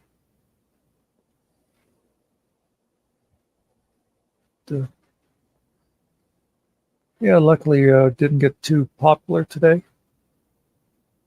Well, that's because I came up here. I'd feel guilty bailing on like 20 or 30 people. You know what I do a lot of times at night? There's been a few times, I mean, we rarely get a very big crowd. Lately, we've been a lot of times at night, it'll be in the 20s or 30s. And sometimes when I'd be getting ready to sign off, there'd still be, 20 or so people here. So instead of like shutting down, I just leave. And that way, YouTube, it'll automatically shut down after about like 20 minutes. So that gives people, if there's that many people here, it gives them a chance to all, finish their conversations and all that in chat. Decide where they're going to go across the street and have a better time. Yes. Yep.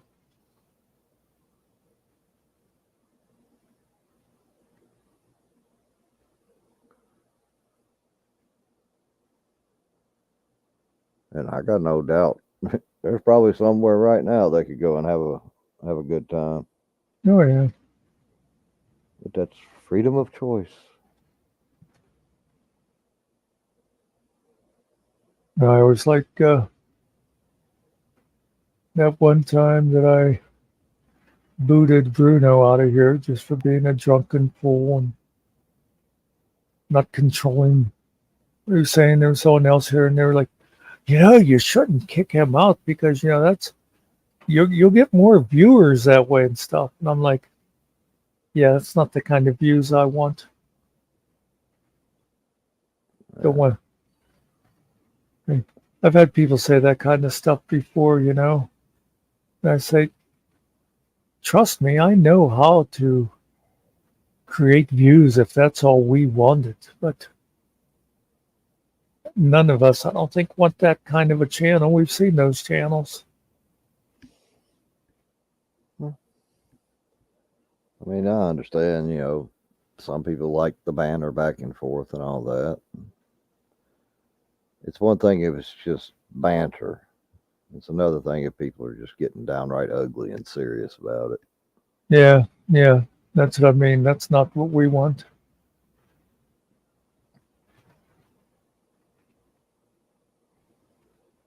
That's what that place where me and Ariel and Mitch and some others first met each other, they would just purposely create it. You could have a good conversation going on about, politics or, whatever, farming, whatever it is. It'd be a good, interesting conversation, but then they would just purposely introduce somebody to go in there and start kicking the tables over. And because then all of a sudden you go from like 50 viewers to 150 because people like watching that kind of stuff. But yeah. I mean, talking about another channel without saying the name, you're still talking about another channel. So Yeah. You kind of invite it in. Well, I'm sort of talking about any channel that's like that, though. I mean, that's the one we had personal knowledge of. But that's what a lot of them are about, that kind of thing. Oh, creating chaos. Yeah, there's hundreds or thousands of channels out there for that. I just want to, if I go into a chat, I just want to have a good time. I just want to, cut up. I don't say anything too serious on here. If I'm in the chat, I'm just cutting up. One of the things I like is, you could be up here, you could have 4 or 5 people talking about some, whatever, pick an issue, whether or not we should be spending money in Ukraine or it could just be talking about, bunnies, whatever the subject is. And you look in chat and you have a bunch of people in chat who are just totally talking about something totally different. 2 or 3 different conversations. Yeah. Yep.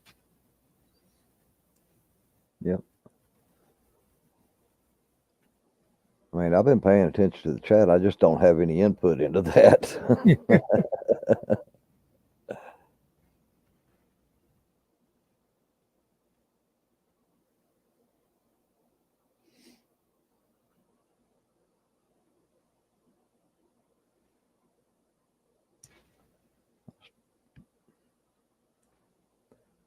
There's something I was going to talk about earlier, and I completely forgot what it was. Yeah, you'll think of it about 20 minutes after we go off the air. Probably. If you're anything like me. That or sometime tomorrow.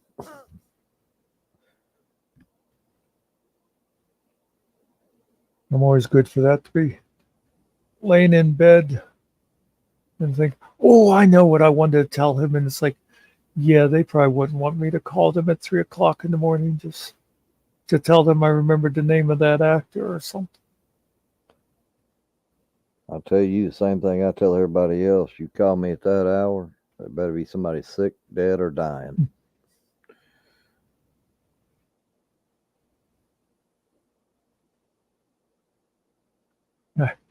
I was like, when I first started working that job, when I was going to college, the guy who ran the, I don't even remember what it was called, media department or whatever, basically, we were the guys who would go around setting up projectors in classrooms and stuff like that. And we had a TV studio. But anyway, the guy who first started, he was kind of a character. But I remember someone else called him one time at night at, I don't think it was real late, but it was like 10 or 11 o'clock. And he goes, Jim, I didn't wake you, did I? And I mean, the guy comes out of, out of a deep slumber, but he's like, right over, he goes, that's okay. I had to get up to answer the phone anyway.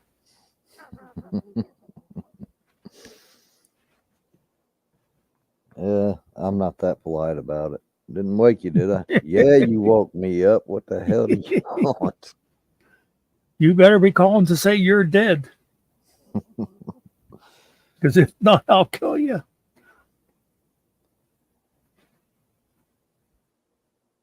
I was, I don't think I've ever told you when I was living out in Pittsburgh,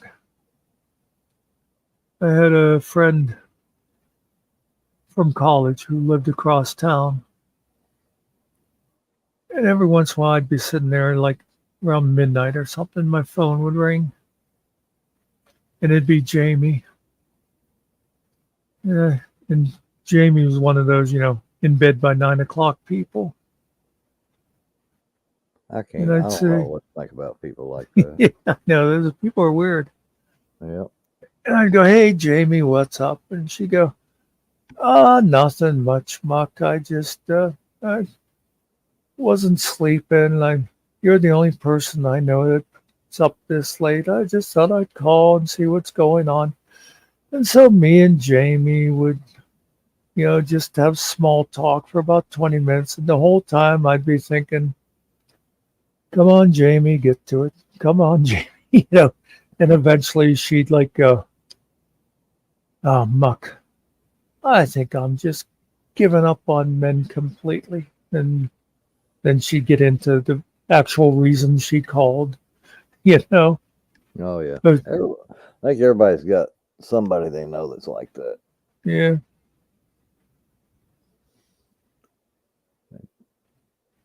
The slow build, the small talk, then they finally hit you with the problem.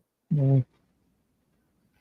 I never really minded. I mean, I'm amused by the part of, why couldn't she just call and say, can I talk to you about Greg or whatever,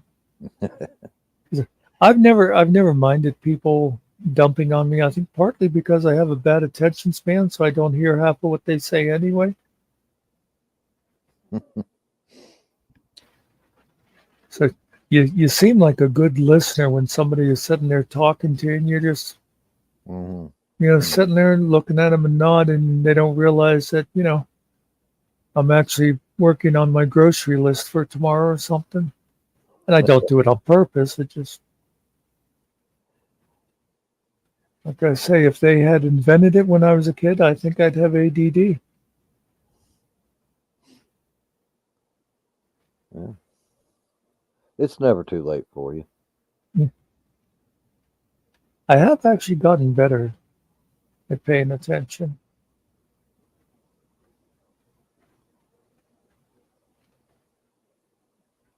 I always remember the time, and again, I've told this story before, Um, but when I realized there was a problem, and I was still in college, and I went down to this one girl's suite. They were called, it'd be like 5 bedrooms shared a common living room. And I went in. I knew a few of the girls there, and the one girl, I think her name was Lori, if I remember correctly. She like grabbed me and she goes, "Oh, Muck, I'm glad you're here. Could I talk to you?" And she dragged me into her room, and it wasn't for any reason I would have preferred. Oh, so you didn't hear the porn music playing? No. Wow, chicka wow wow. Um, so she started telling me about how the guy that she was half living with, and she was sure he was cheating on her, and it was a very serious conversation. And she's talking, and pretty soon I'm thinking, "Ooh, wonder if they're serving sloppy joes for lunch." And oh, do you think maybe I should read a chapter of that economics tonight so I'll know what Professor Jim is talking about tomorrow? That's what my mind would do. And then all of a sudden I heard her say, "Now I regret having an abortion for him." And it was just like my brain, it was like tires screeched, And I was like, "Wait, what?" But, there's no way I could like go, "Ooh, could you back up? I wasn't listening." Yeah. That attention span you got there, that does explain a lot about you, though. Well, I know I used to always say that I would be terrible as a like psychologist or a counselor. Then after I realized a little while ago that I probably would have actually been great because most people, even if they say they want advice or whatever, they don't want advice. They just want to sit Well, there and spill it out, and you look like you're paying attention. That's all they really want. yeah. Well, they're also looking for that affirmation Yeah. that they're right. What they believe is right. And like if you're a professional like that, you give them like homework and you say things like, "Here's what I want you to do. Before you come back next time, I want you to go sit down with a piece of paper and using just a red and a green crayon. I want you to draw a picture about how that makes you feel." And of course, it's total nonsense, but they think there's some deep thing to it. And, people are happy. Yeah, there's nothing wrong with people making people happy. Actually, I If it remember helps. black and white porn, Mitch. But anyway, go ahead. I don't know. I got completely derailed. Uh, uh, so your grocery list, you say? And I actually do have to make a grocery list.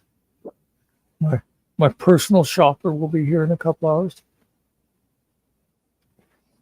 But I did. Mitch said that, it's like he's joking, but I can remember people would get those little 8mm reels. They didn't have any sound on it. It was just this really disgusting porn. I was never really into that kind of stuff.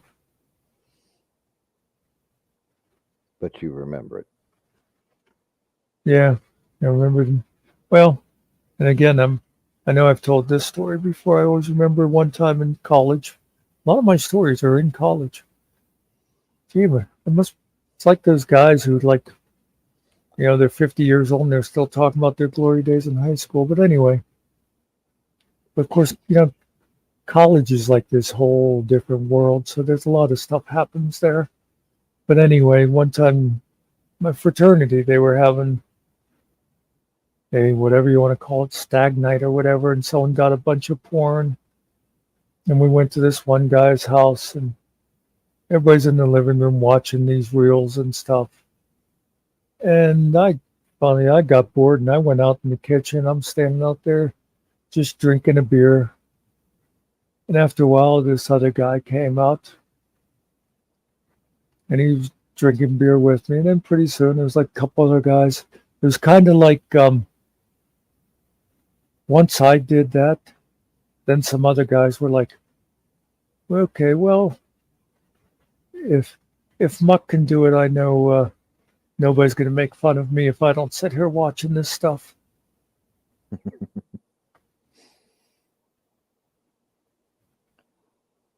Yeah. There's something wrong with that picture. You're sitting there watching porn in a room full of guys. Now, I'm not pointing any fingers at you, but, you know, that was a sausage party, right? Yeah, like I said, that kind of stuff never appealed to me. I'm not a prude or anything, but especially, I mean,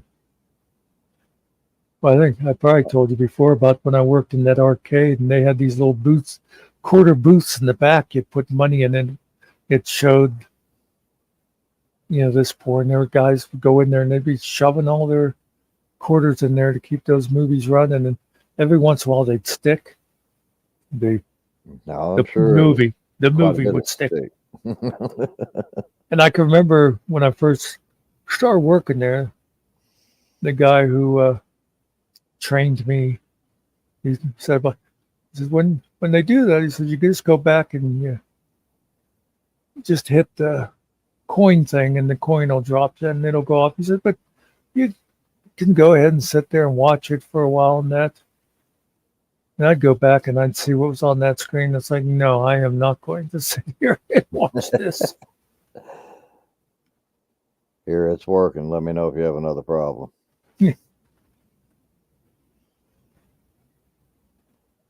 That's like, well, there was sort of the section of Pittsburgh that had all those kind of places, the places that sold the adult toys and all that. But there was a place next door that they had booths where you'd go in and put your money in, and like a curtain would open up and there was a naked girl sitting on the other side.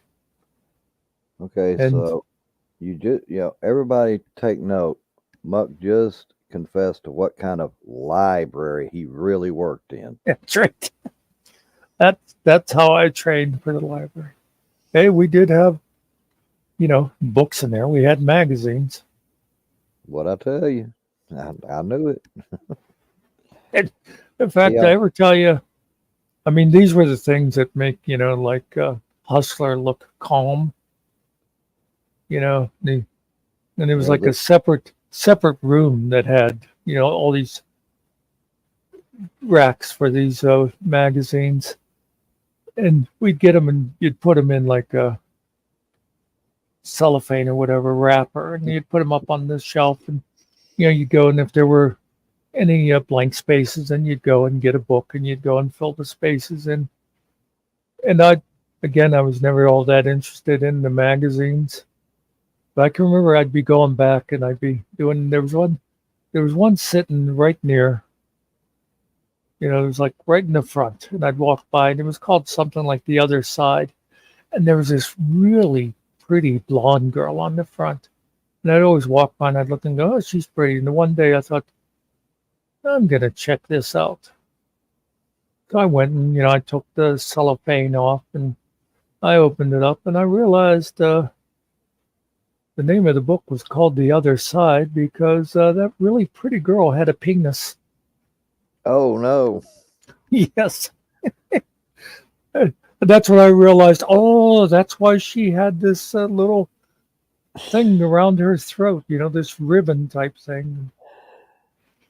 Yeah. Scarred me for life. Muck, there is such a thing as oversharing. I know there's a fine line there, but you didn't just step over it. You ripped the line out when you went through. I always think of a line from a show that I was watching one time, and the guy said something about, you know that line? He says, I'm approaching it. He goes, no, look behind you, buddy. Look behind you.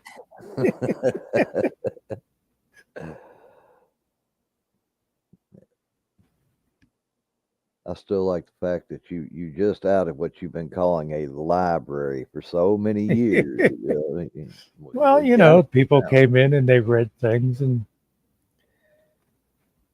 it was kind of a weird place, though, because, like I said, there was that room with those magazines. In the back were those booths with the, videos.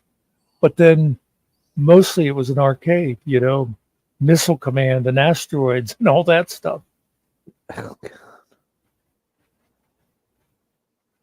You're not making this any better, man. Well, like I say, it was strange.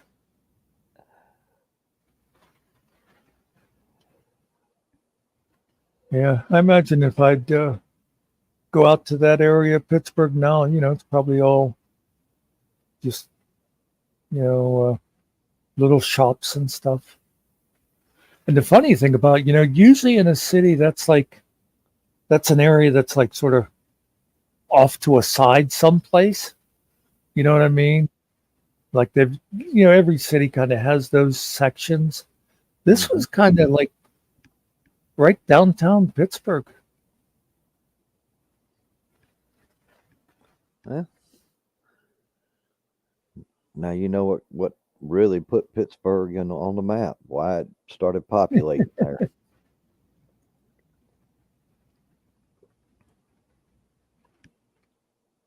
Yeah. I remember that's where I learned what they mean when they would talk about a quick change artist.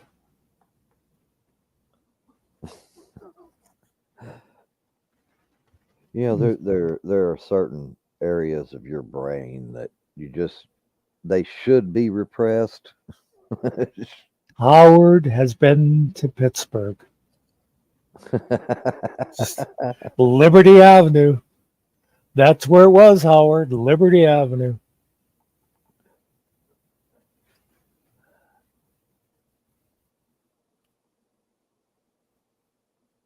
I wonder if Howard was one of those weird guys that used to come in when I worked with. Mitch, What's I that? don't know if you meant to misspell that or if that's what you were studying for a class or you were studying for a class. Given the topic, I'm just yeah, that's a good typo.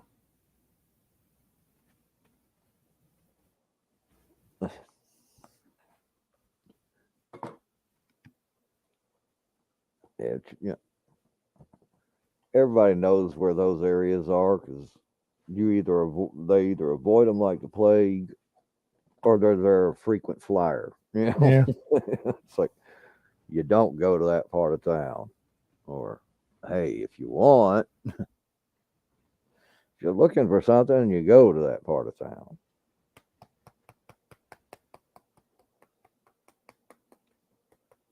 Yeah, and of course, this wasn't the real, total cesspool area. This had like those kind of stores, but like the strip joints and stuff like that were a couple of blocks away. Oh yeah, that was totally not in the area, just a couple blocks away.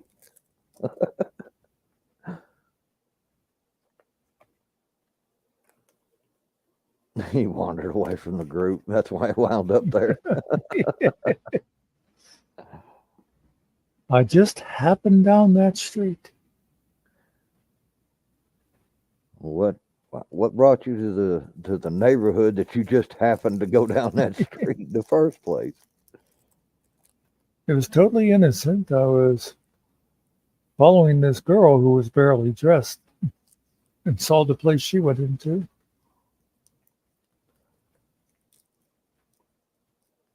That's called stalking. And just for technicality purposes, it was actually after college, and it's when I was going to electronics school. And I worked there nights. course you worked there nights. That's when it was the busiest, right? Did have a lot of regulars. Well, the funny thing is, as far as the arcade part of it, got a lot of like lawyers and stuff like that who would come in after work, and they'd waste a half hour or something until the like bus crowds calm down. Instead of going and elbowing your way onto a bus or onto the trolley. They were just killing time. Yep.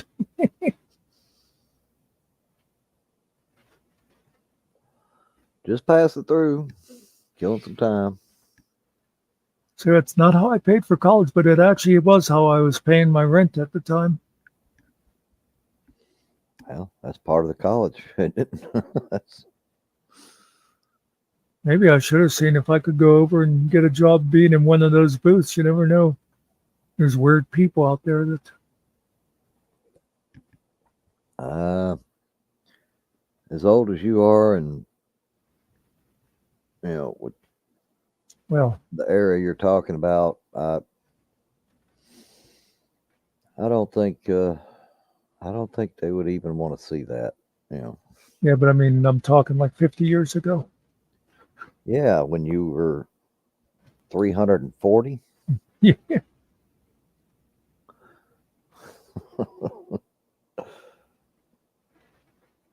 There was one guy that he was a regular that would come in, and he was also a regular at the naked lady booths next door, and he would talk about there, and he was a little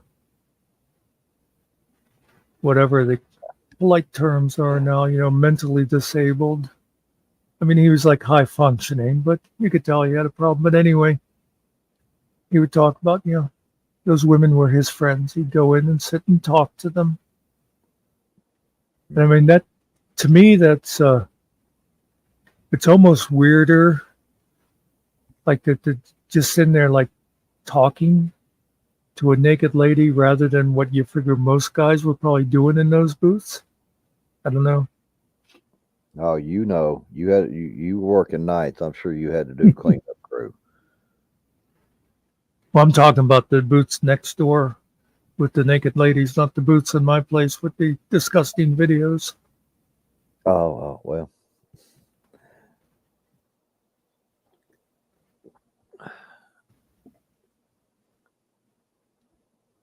Actually, I don't even. Go ahead.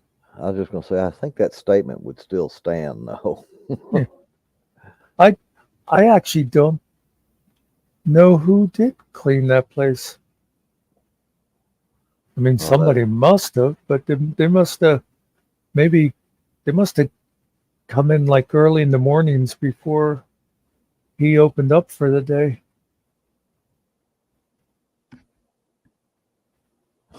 Mitch, it would have had to have been by the truck stop.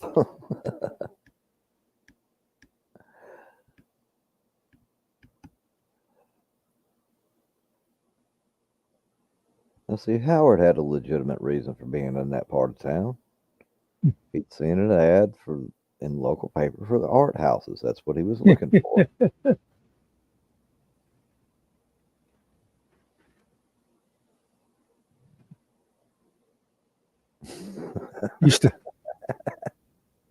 used to get a lot of those guys coming in, kind of like, like you'd see on an old movie or something, the guy that would pull his sleeve up and say, "You want to watch?"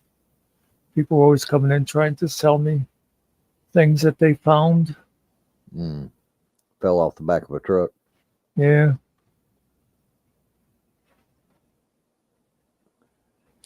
And then, of course, it'd be the guys. I'm telling you, this place was a variety. We had a lot of Halloween masks. A lot of those ones like that look like people. In fact, I remember I must have lost mine in the fire. I had a Richard Nixon mask. But anyway, every once in a while you'd have somebody come in and they'd oh yeah, let me have that mask, that old man mask. And then at the same time, they'd buy like a 12-inch, folding knife. And it's like, yeah, I know what you're doing tonight. Just don't do it here. Just purchase and leave, please. I don't know if I ever told you about Murray. He's the guy who worked days, the one who trained me. Murray was about 6'8", black guy. And oh, well, he talked about he grew up.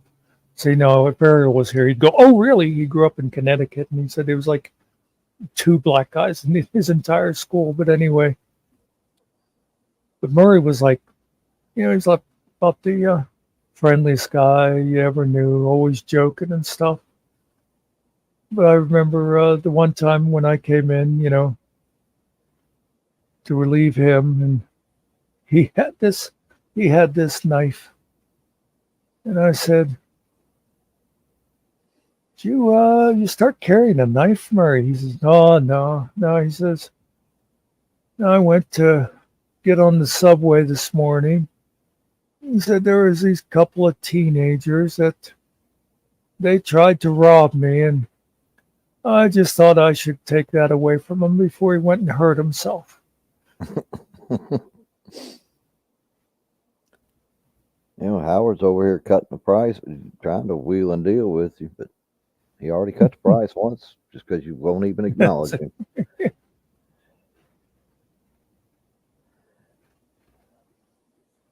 Yeah, except the kind of Rolex. Oh, I see. Mitch did say a Bolex. Yeah, where they'd be selling your ROLECKS or something.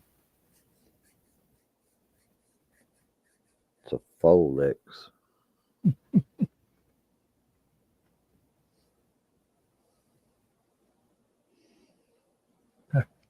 I remember when Murray first, like I say, when he was giving me my orientation or whatever, and he said, "No, it says it's bound to happen. Somebody will come in here and want to rob you." And he said, "Now, if somebody just comes in and says, 'Give me the money,' and you give it to him," he says, "I will be very disappointed in you.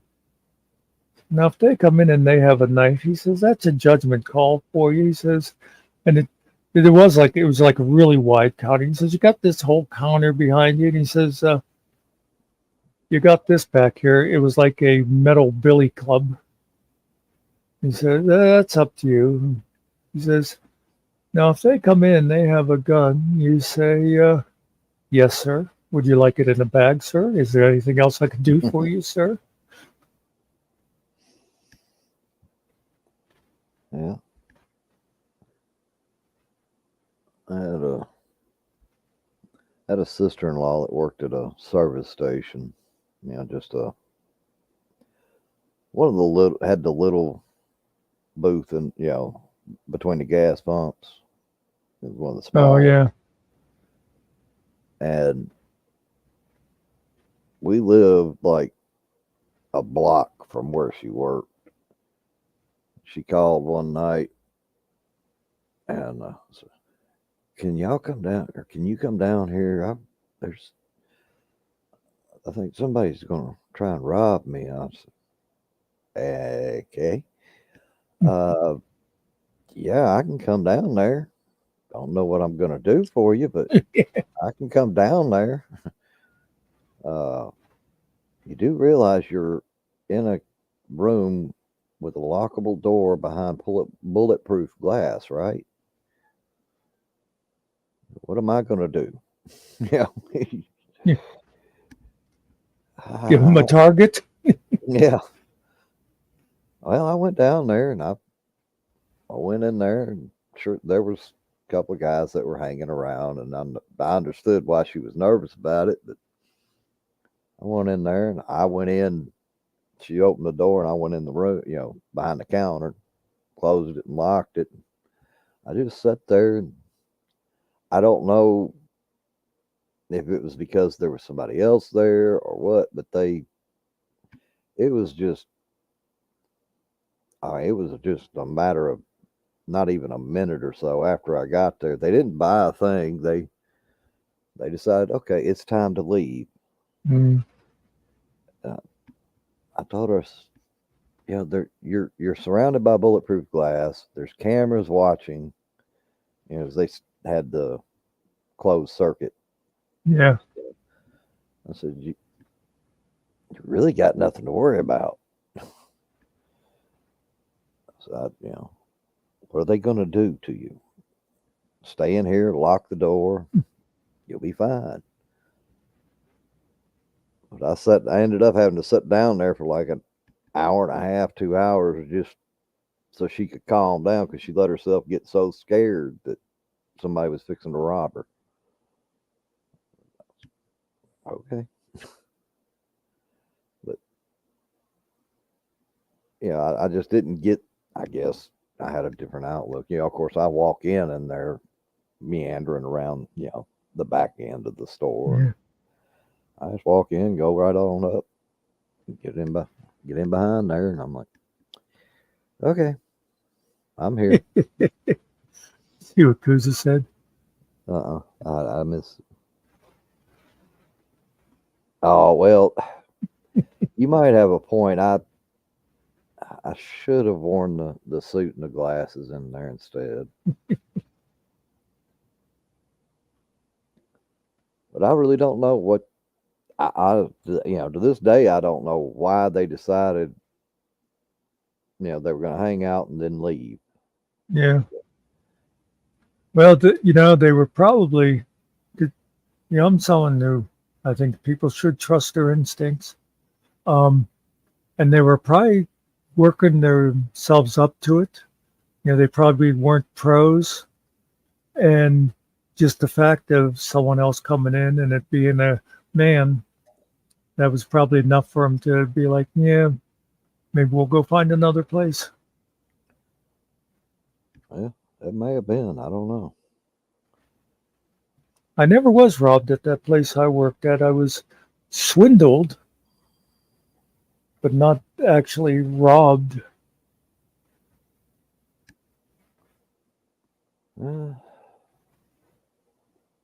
I think I've been pretty fortunate through life.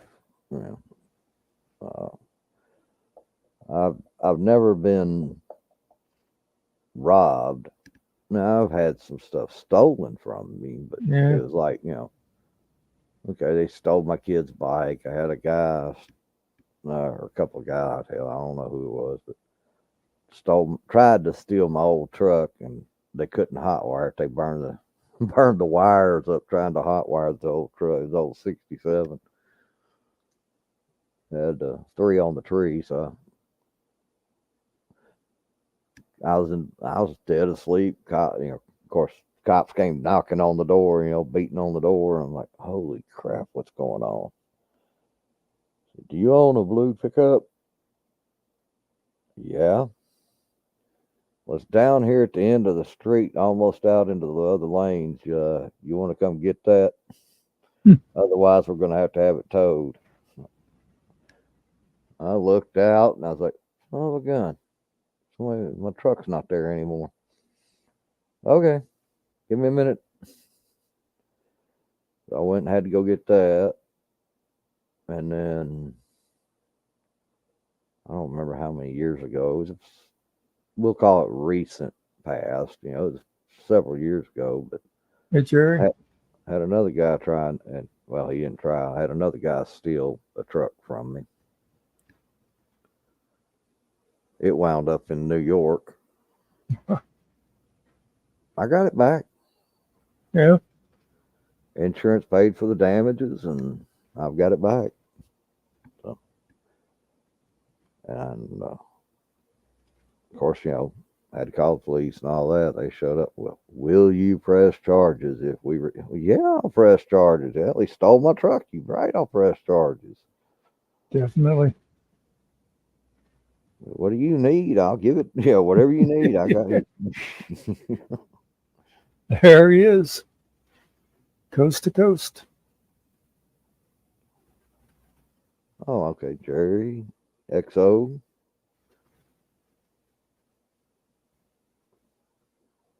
One thing about me too, whenever I lived out in Pittsburgh, and I used to, you know, go to the neighborhoods people said to be wary of. But when I was younger, I looked like the kind of guy you wouldn't want to bother with unless you did have a gun. Now, I wasn't that kind of guy, but I looked like it. So, I could get away with doing a lot of stuff. Well, I know the neighborhood type you're talking about, and it never bothered me to go, but mainly because nobody would bother me because I looked like I fit in. Yeah, I I thought, looked like I I was thought you were supposed going to say to. because you looked like you didn't have anything worth stealing. Well, I mean, I fit in, so yeah. You can also say that I didn't look like I had anything worth stealing. I did have, I went to see that one friend of mine one time, and he lived in one of them there Negro neighborhoods. Um, but he said, "Do not ever again wear that shirt when you come here." I was like, "What's wrong with my shirt?" He says, "That color will get you killed." Yeah. Apparently, I was whatever it was. I was wearing blood or crip or something that did not go in his neighborhood. Red or blue. And it didn't matter that I was a white guy who obviously did not look like I would belong to that gang. He said, if they're in the wrong mood, that color just does not, they do not want that in their neighborhood. Okay.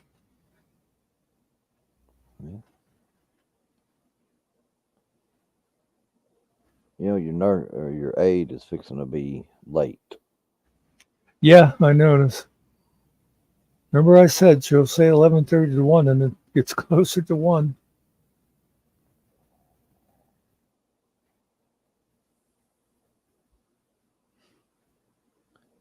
Well, she's not going to be able to cut it much closer to 1 than she is she?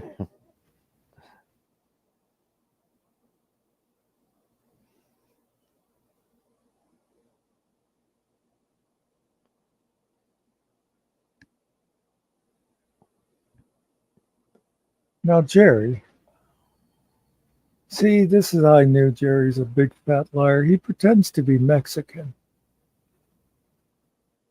And maybe I'm wrong, but I think he misspelled senor. No, he didn't misspell it. He was calling Mitch an old guy. Senior. Yeah, I kind of thought maybe it's on purpose, but then I thought, nah, Jerry's not that smart.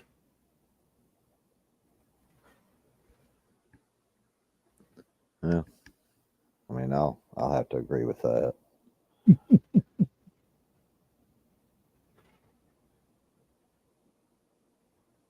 White boot in there. He going to the front.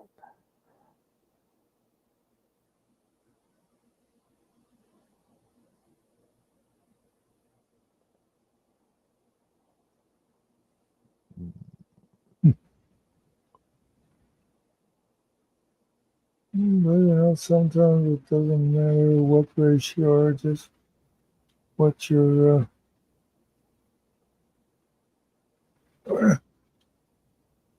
RBF and clothes you wear that will get you into some problems.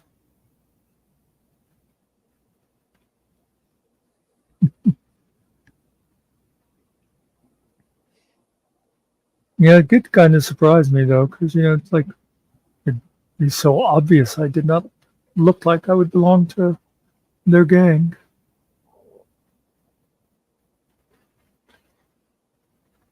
Of course, then again, maybe they'd be like, "Oh, look, the damn Crips are starting gentrification now."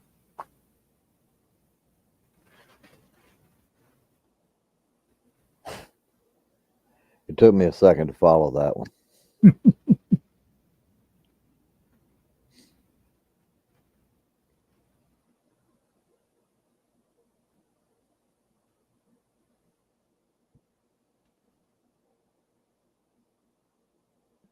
So what we need is for,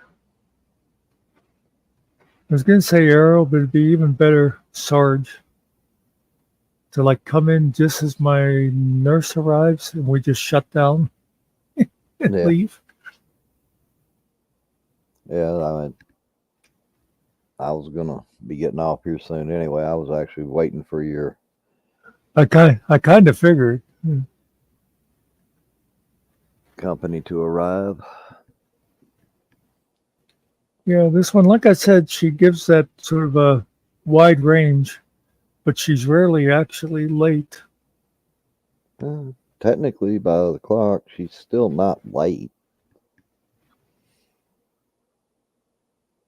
At least by my clock, anyway.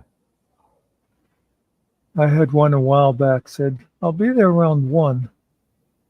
And she showed up at like 3. And I made sure that never happened again. Don't gotta have multiple conversations. Oh, I'm sorry, Mitch. Was I stepping on your toes? I'm not allowed to talk to XO or Howard or anything.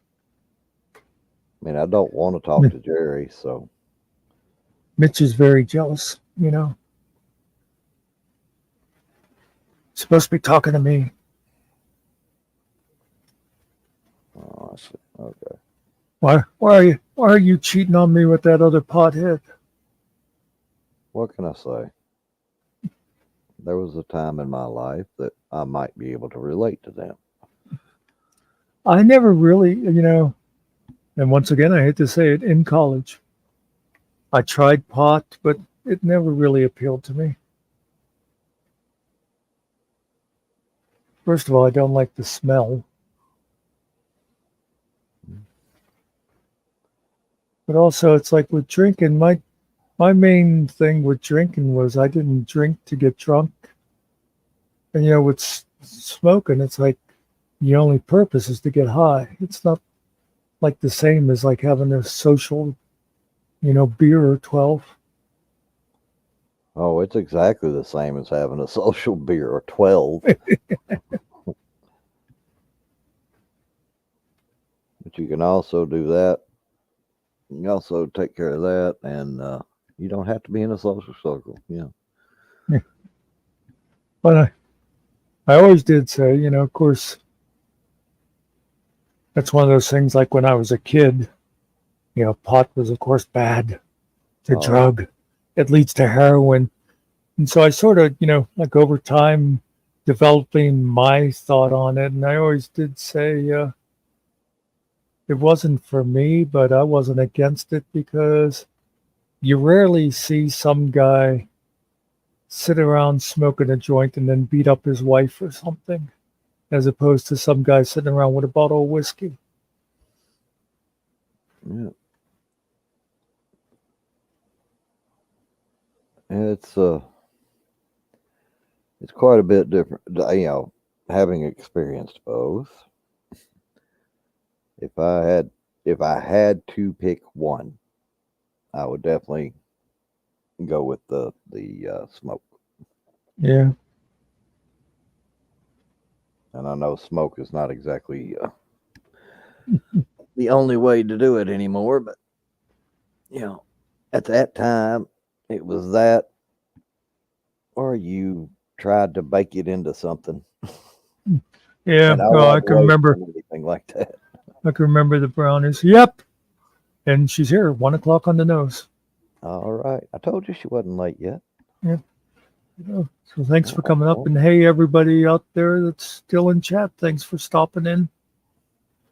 Maybe see some of you tonight. You never know.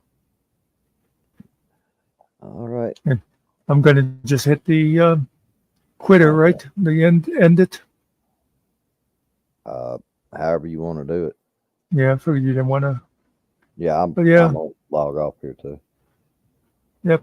But thanks, everybody. Even you, Jerry. Thanks for stopping in. This is one of Jerry's best visits. I didn't have to